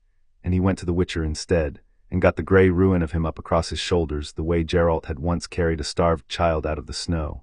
And he ran for the near door and the thread of light and the failing hands of a sorceress 200 years old.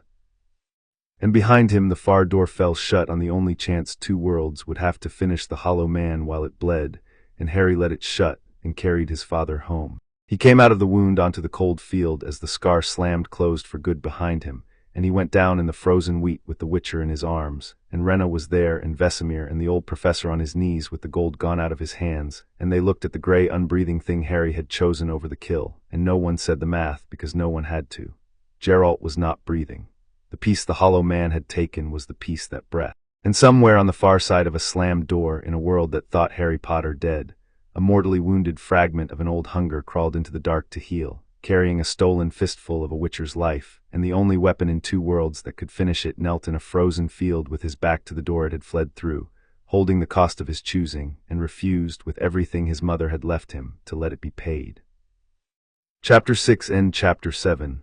The path goes on. Geralt was not breathing, and the field had gone silent the way a field goes silent when the people standing in it understand that the worst has already happened, and they are only now catching up to it. Harry knelt in the frozen wheat with the witcher across his knees and did not let himself feel anything yet, because feeling was a thing you did later, where it could not slow your hands. He put his fingers to the cold throat and found, under the absence of breath, the faintest thread of a pulse, slow as a dripping eve, and that was something, that was a wall not yet wholly fallen. But the grey had gone all the way up him now, into the face, and the chest did not rise, and Harry knew, as he knew a riverbank held something that would eat you, that the decoctions in his satchel would do nothing this time, because this was not a wound and not a poison and not the cold drinking of the wraith at Morwen. The hollow man had not merely drained him. It had taken a piece of him, the breathing piece, torn it out by the root and carried it off into the dark, and you could not brew a thing back into a man that the thing itself was no longer there to receive. It took the part of him that breathes, Harry said. His voice came out level. He had 9 years of practice. It's not in him to mend, it's gone. It went through the door with it. Renna was on her knees across the witcher from him, her hands moving over Geralt's chest, her bruised eyes running the calculations Harry had already run and arriving where he had arrived, which was nowhere good. I can hold what's left, she said. I can keep the thread from breaking for a while, hours, not more and not many. A man can't live torn, the body knows it's incomplete, and the knowing kills it. She looked up. Whatever it took it with it. There's no version of this where he lives that doesn't go through getting it back. Then I get it back. The old professor knelt in the wheat with the gold gone out of his hands and his star-sewn robes grey with frost, spent from holding a door against the unmaking, and he looked at Harry with the blue eyes that had been kind and sad all night and were, now, something else, something that had made a decision. Yes, the old professor said, I rather think you do. And I think you already understand the shape of it, because you have your mother's habit of arriving at the hard truth before anyone has finished being gentle about it. He folded his spent hands. The thing fled wounded, carrying a piece of your wolf and a piece of itself it could not hold together, and it has gone where such things go to heal, into the deep of the between, the country your blood lets you walk and ours does not. To save Geralt you must follow it there. To follow it there you must open the door yourself, because the scar is shut and only one thing in two worlds can open a closed door between the spheres, and you have spent 9 years learning to close them, which is the same skill, run backward. He paused. And to finish the thing, finally, so that it cannot ever again come pushing at a door, you will have to do something harder than killing it. I will tell you what on the threshold because we have no time, and because there are things a man should hear with 1 foot already through the door, so that he cannot stand and argue them. Harry opened the door.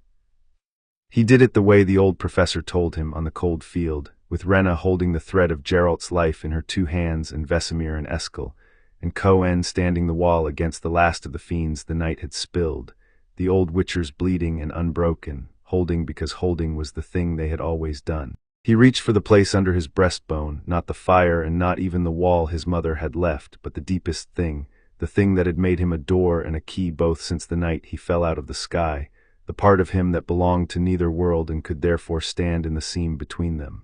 He took it in his 2 hands.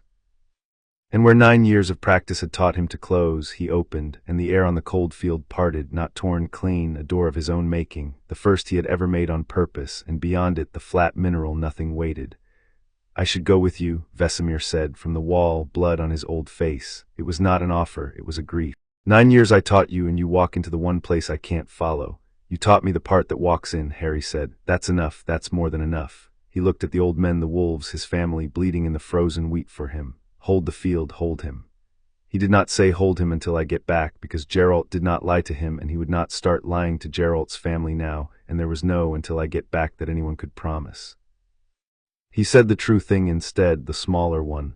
I sleep by the fire, you know what that means, I'm coming back to it. The old professor came with him to the threshold, and no further, because no further was as far as a man of the other world could go and keep his shape, and on the threshold, with the between place breathing cold against them both, he told Harry the hard thing, fast, the way you tell a man with 1 foot already through a door. You cannot kill it as you kill a monster, the old professor said. You have tried, you cut it in half at Morwen and it grew back, you scorched it tonight and it fled to heal, because it is a thing that has arranged, above all arrangements, never to be finished. That is its whole nature, Harry. It cut its own soul to pieces so that no death could ever complete it. It calls that living forever. It is in truth the opposite. It is a thing in perpetual agony of incompleteness, a wound that has made itself unable to close, and it has spent 2 worlds' worth of cruelty trying to fill the hole in itself with other people's lives and other people's fire, and none of it has ever worked, and none of it ever can, because the hole is the shape of an ending it refused. His blue eyes held Harry's urgent. The love your mother left you is not a sword for cutting. You only made it one tonight because there was no time to make it what it is. What it is the thing that makes a person whole. It is the only force in either world that can give that thing what it has denied itself since the night it first cut itself apart. You will not defeat it by burning it, Harry. You will end it by completing it, by giving it the ending it has spent forever fleeing. That is the cruelest mercy there is, and it is a mercy, and it is also the only thing that finishes it, and your mother, of all the souls I have known, would understand exactly why those are the same act. Harry stood on the threshold with the cold of the between against his face and turned the hard thing over and held it and put it with the other things he kept, the last and heaviest of the collection of true things the people who loved him had said and not taken back. The lesser evil, Harry said slowly. Vesemir taught me, there's never a clean choice, only the lesser harm and the stomach to choose it. Killing it's the lesser harm, but you're telling me the lesser harm is the kind one. That ending it is the kindest thing anyone's ever done for it. I am telling you, the old professor said, that they were always the same thing, and that the cruelty of the world is that almost no one is ever strong enough to see it. Your mother saw it. You are her son in the ways that matter and none of the ways that don't. He stepped back from the threshold into the field, into the world he belonged to. Go and finish the unfinished thing. I will hold this door for your return with everything I have, which is, I should tell you, a great deal more than I have let your witchers see, and a great deal less than it once was. Go, Harry. And come back to your fire. The between place had a center, and the hollow man was at it, and it was dying, and it would not let itself die. Harry walked toward it across the not ground, under the flat mineral nothing that was not a sky, and the country did not reject him, because his blood was from the seam of the spheres, and the seam knew its own. The hollow man had crawled to the deepest part of the wound to heal, and it had Geralt's stolen peace with it, a small flickering gray ember of a thing it had torn from a witcher and could not use, could not drink, could not make whole, because nothing the hollow man took ever filled the hole it took it into. It only fell into the hole and was lost.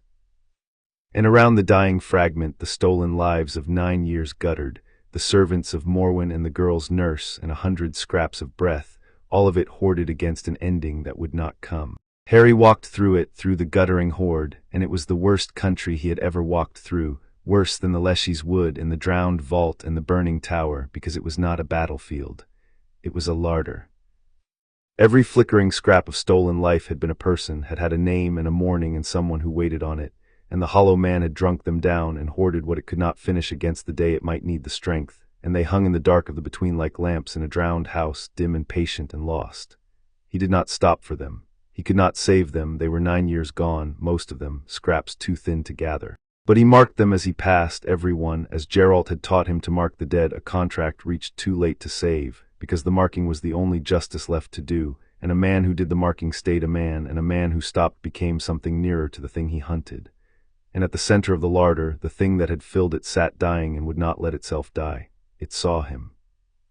The red eyes, scorched dim by the love blade, found him across the dark, and it gathered the wreck of itself up to meet him.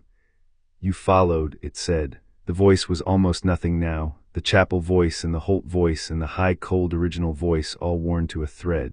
"You turned your back on me when you could have finished me, and you went to the wolf, and now you have followed me into the dark to finish me after all, when I am too spent to even welcome you properly.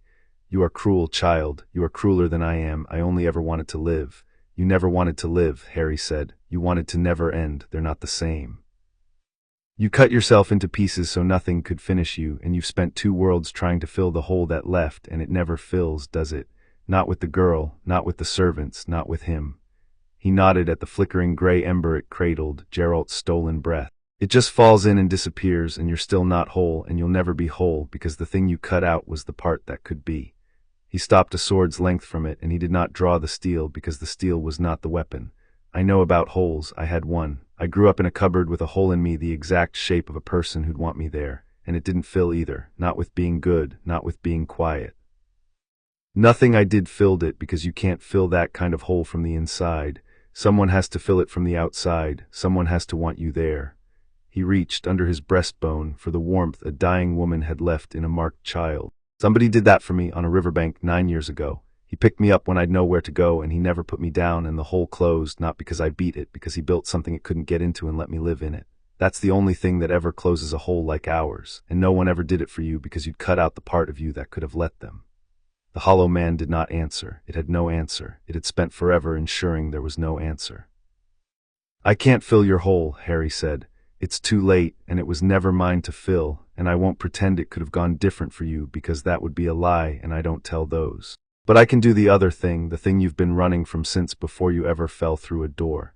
He took the warmth in his 2 hands, and this time he did not make it a blade, because a blade was for cutting, and what he meant to do was not a cut. He made it what it was. He made it the thing that makes a person whole. "I can finish you. I can give you the ending you cut yourself apart to never have. It's the kindest thing anyone will ever do for you, and it's the cruelest, and the old man was right, they're the same thing, and I'm sorry, and here it is." And he gave it. He poured the warmth into the dying fragment, not as a weapon but as a completion, the thing it had hungered for across 2 worlds without ever knowing that it hungered for it, the wholeness, the closing, the ending. And the hollow man, which could not consume love and could not drink it and could not be filled by it, could at last be finished by it, because love does not fill the hole. Love is the hand that closes it from the outside, and the hollow man had spent forever ensuring no hand could reach it, and Harry's was the first and the last, and it reached. The fragment shuddered.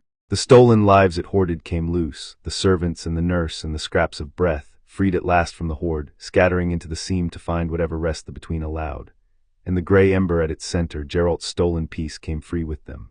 The hollow man looked at Harry one last time, and the red eyes in the instant before they went out were not cruel and were not hungry and were not anything they had been for 2 worlds and forever. they were only tired.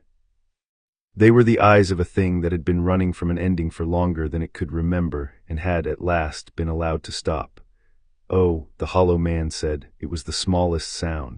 It was almost grateful, and then it was finished, completed, ended, gone, not cut in half, not scorched and fled, but whole for the first and only time in the instant of its ending, and the dark at the center of the between closed over the place where it had been, and there was nothing there any more that had ever wanted to own a child. Harry caught Geralt's stolen piece out of the air before it could fall into the seam, the small gray breathing ember of a witcher, and he closed his two hands around it, and he turned, and he ran for the door. The old professor held the door, and it cost him everything, and he had known it would. Harry felt it as he came back through, the warmth at the threshold gone thin and failing, and he came out onto the cold field with Geralt's stolen piece cupped in his hands and found the old man on his knees in the frozen wheat, grey himself now, spent past spending, the gold all gone out of him, holding a door open between worlds with the last of a life that had been very long and was now, by the look of it, very nearly over. "You came back," the old professor said. His voice was a thread. "Good. Give it to him quickly before the body forgets how to receive it. I taught your mother the shape of this magic. I can tell you the last of it. Press it to where you tore him from and want him whole, the way you wanted the fragment finished. The wanting is the working. It was always the wanting." Harry knelt over Geralt and pressed the gray breathing ember to the cold chest where the hollow man had torn it free, and he wanted him whole, with everything his mother had left him and everything 9 years had built in him, and the piece sank home and found its place, and the gray began slowly to recede, and the chest, after a long and terrible moment, rose, and rose again. And a witcher who had not breathed in an hour took a ragged breath on a frozen field, and another, and the thread of his pulse came up under Renna's hands into something that could be called a heartbeat, and Renna made a sound that was not disdain and was not anything she would ever admit to having made. "He'll live," she said. "He'll live, you mad foreign creature, he'll—" and she did not finish it, because there was no court-polished end to that sentence, and she did not reach for one. The old professor watched Geralt breathe, and the watching was the last thing he did with strength enough to choose it. "The door I opened to come here closes when I do," he said to Harry, quiet, while the field bled and breathed around them. "I have known that since I stepped through it. A man my age does not cross between spheres and come home. The crossing is a thing you get to do once, and the door I held for you tonight was the same door, held open past its hour, and it has spent the last of me, and I find I do not mind. I came to take my friend's son home. I am content to have helped him stay in the home he chose instead. That is a better errand, and I did not expect, at my age, to be given a better errand." His blue eyes found Harry's dimming. "There's a world that will mourn you all over again when I do not return with you, and a world that will never know what you became, and I am sorry for that, and I am not sorry because you are not theirs. You are hers and his and your own. The door home closes with me, Harry. You will never go back. I do not think you ever wanted to." "No," Harry said, "I didn't." And then, because the old man had crossed 2 worlds to give him the truth of his mother and was paying for it now with the whole of himself, Harry said the thing that cost him, the thing he did not say, the naming of the one grief he allowed himself in all of it. "Thank you for telling me about her. I'll carry it. I carry everything they give me and don't take back. You're in that now. You'll be in it as long as I am." The old professor smiled, and the smile was tired and glad and at peace, the smile of a man who has chosen love over safety every time it was offered him and would do it again and has, at the last, done it once more. The gold went out of his hands entirely. The door between worlds sighed shut behind him, sealing the last seam between the spheres knitting closed for good, and the old wizard who had known Harry's mother lay back in the frozen wheat of a world that was not his, under a sky full of stars he had no names for, and was finished, gently, in the way the hollow man had been finished, whole and at rest and let at last to stop. They buried him on the rise above the field, where he could look down on the place a child had fallen out of the sky, and Harry said nothing over the grave, because this family did not say such things, and the not saying was the whole of it, and Geralt, leaning on Vesemir, too weak yet to stand alone, put his good hand on Harry's shoulder, brief and heavy, and that was the eulogy, and it was enough. Harry went up to the rise alone a few nights after, when the muster had broken and the witchers had seen to their dead, and the keep had folded its survivors back into its cold wall. The old professor's grave was a cairn of fieldstones under the bare birches, with the cold wheat falling away below it to the place a child had dropped out of a wound in the sky, and Harry stood over it in the dark and did the thing he did with the things he could not set down where they could be seen. He had a mother. That was the gift the old man had carried across 2 worlds and paid for with his life. Not a school, not a name, not a place that thought him dead. A mother who had stood between him and a thing that wanted him dead and had not moved, and whose not moving was in him still, thinned now, spent but real, the wall he had not built. He had gone 15 years not knowing he had been loved before the riverbank. He knew it now. It did not undo the cupboard, nothing undid the cupboard, but it sat alongside it, a true thing beside a true thing. The way Geralt had taught him the world was mostly made, and it changed the shape of the cupboard by standing next to it, the way a fire changes the shape of a dark room without emptying it of dark. He did not weep. He had 9 years of practice not weeping where it could be seen, and the practice held even alone on a rise in the dark, which was, he understood, a thing he might want to unlearn someday with the right person, by the right fire. Not tonight. Tonight he only stood and marked the grave, and let the one grief he allowed himself stand up in him and be what it was, and then he banked it, as he banked everything, and kept it. A footstep behind him, slow, uneven, a half-numb body on cold ground. Geralt, who should have been abed mending and had climbed the rise anyway, because 100 years of taking the watch did not switch off because the watcher was the one who needed watching. "You'll catch your death out here," Geralt said, which was the thing he had said on a different rise in a different cold 9 years gone, and they both knew it, and neither said so. "I had to come up." "I know." Geralt stood beside him over the cairn, the two of them looking down at the field, at the dark where the door had been and was not any more and never would be again. "He chose it, the old man, the same as your mother chose it. They both looked at the math, the boy lives or I do, and they both threw the math out and chose the boy, and the math's been wrong about that exact thing twice now, in 2 worlds, with 2 of the wisest people either world ever made. I've started to think the math's just wrong about it, full stop, and always was." His good hand found Harry's shoulder, brief and heavy. "Come down, he's where he chose to be, so are you. That's as much as any of us gets, and it's more than most." And Harry came down to the fire, and that was the last night he dreamed of the door, the dream of the cupboard and the bolt and the looking for a way out, because there was no door anymore, not the one in the dream and not the one between the worlds. There was only the fire and the family around it and the road in the morning, and a thing he had built that nothing could take, only leave, and that he would never leave. They wintered at Kaer Morhen, and Geralt mended slowly, the way 100-year-old hard man mends, which is to say grudgingly and incompletely, and with a great deal of complaint that he expressed entirely by not complaining.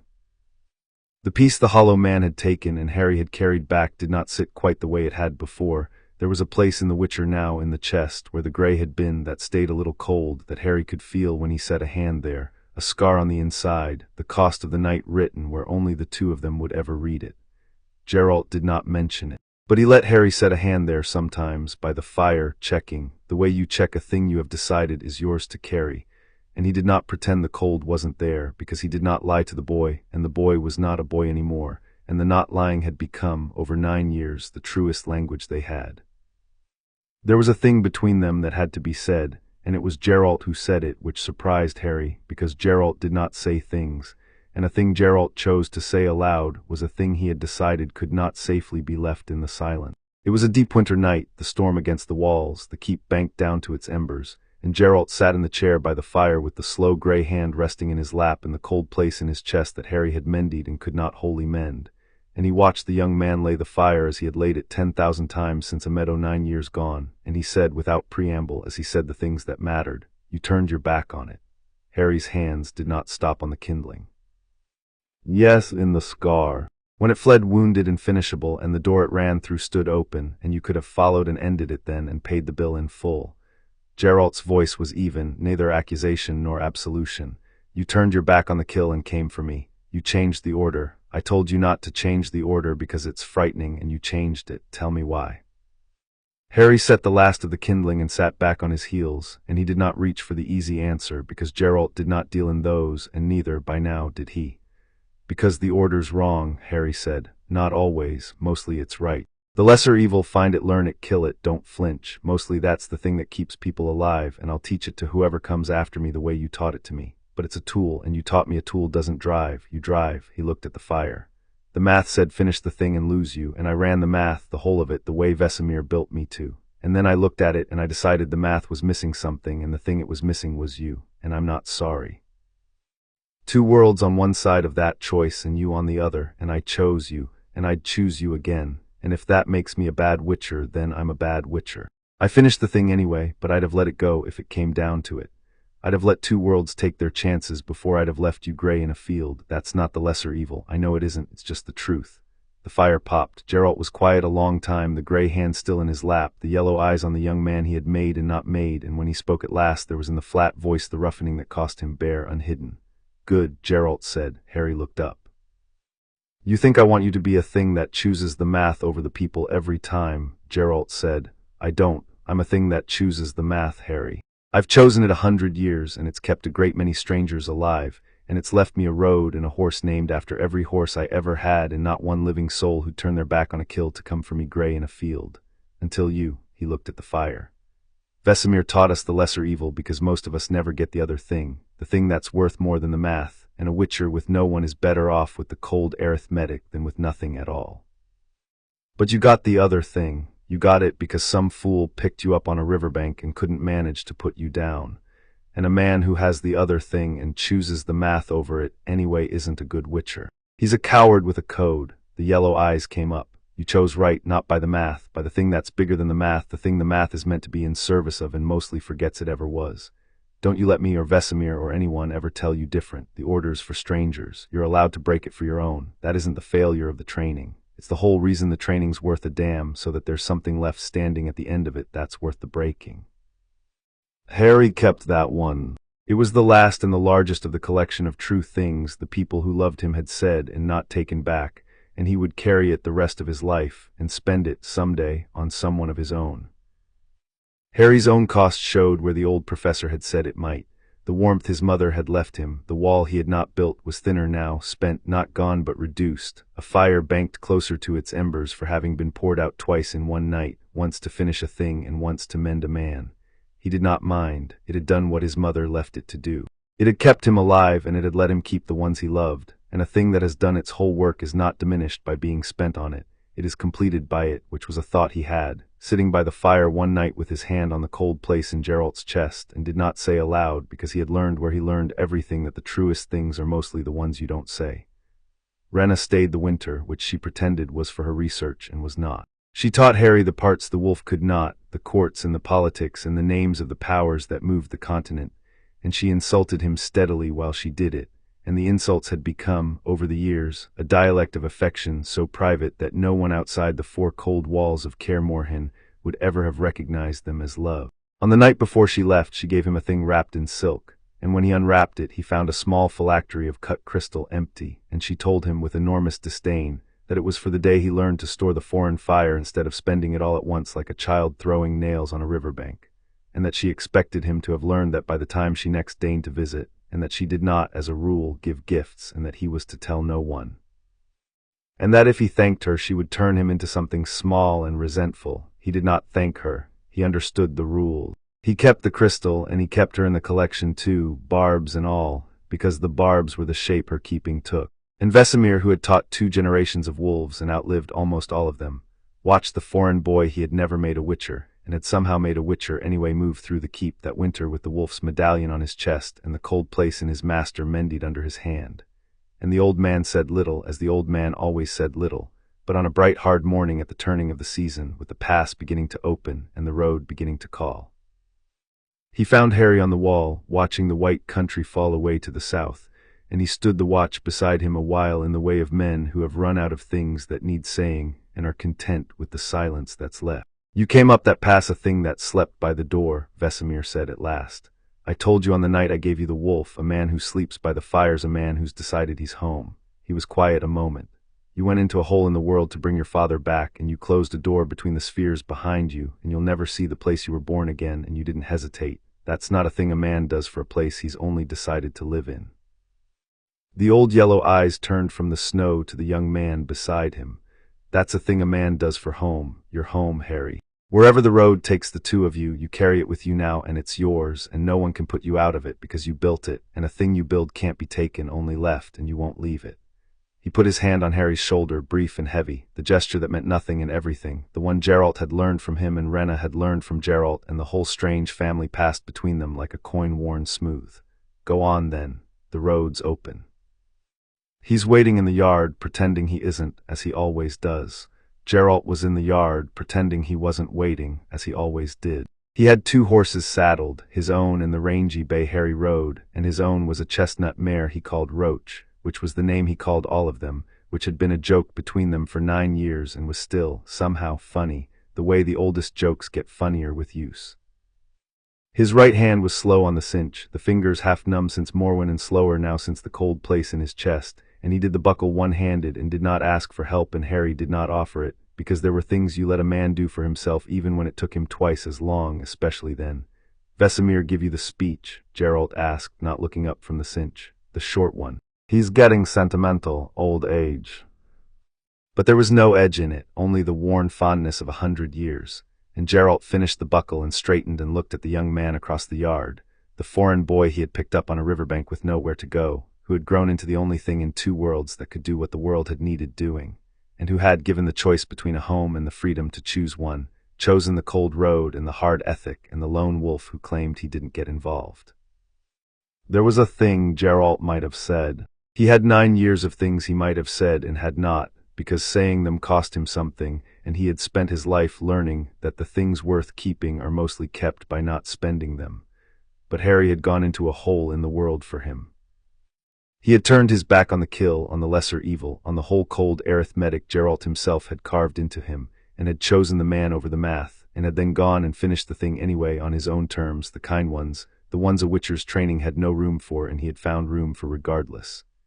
He had closed the door to the only other home he'd ever had, and had not hesitated, and had come back to the fire. So Geralt said the thing, not the whole of it. The whole of it would have been more than either of them could carry on a cold morning with a road to ride, but a piece of it, the witcher's piece, the saying less that said everything. "You'll do," Geralt said. And Harry, swinging up into the saddle, the wolf's head cold and warming against his chest, the thin bright fire of his mother banked and ready behind his ribs, the cold place in the man beside him, a thing he would spend the rest of his life keeping warm, heard the whole of it under the 2 words, the way 9 years had taught him to hear everything Geralt did not say, and did not make him say more, because making him say more would have been a kind of theft. "Where to?" Harry asked. "West," Geralt said, swinging up onto Roach, who pretended the whole business of being saddled was beneath her and forgave him for it, as she always did. "There's a contract 2 valleys over. A village losing sheep could be a wolf, could be worse." He clicked his tongue and the chestnut mare stepped off toward the open pass and the white road falling away beyond it. "We'll look at it first, then we'll tell them what it costs, then we'll argue, that's the order. Then we kill it," Harry said, bringing the bay up alongside. "Then we kill it if it needs killing, and if it's only strange and not evil, then we tell the fools the difference," Harry finished, "and we don't let them burn it." Geralt said, which meant yes, and which meant good, and which meant a great many things 100 years of weariness had taught him not to spend on saying. And the 2 of them rode out through the broken gate of Kaer Morhen into the bright hard morning, the wolf and the boy who had given the lone wolf a reason, down out of the White Mountains toward a village 2 valleys over and the next thing after it and the next, the road unspooling ahead of them the way it always had and always would. And neither of them looked back, and neither of them needed to, because the home they were leaving was the one they carried, and it rode out with them, west into the morning, onto the path that went on. Chapter 7 End.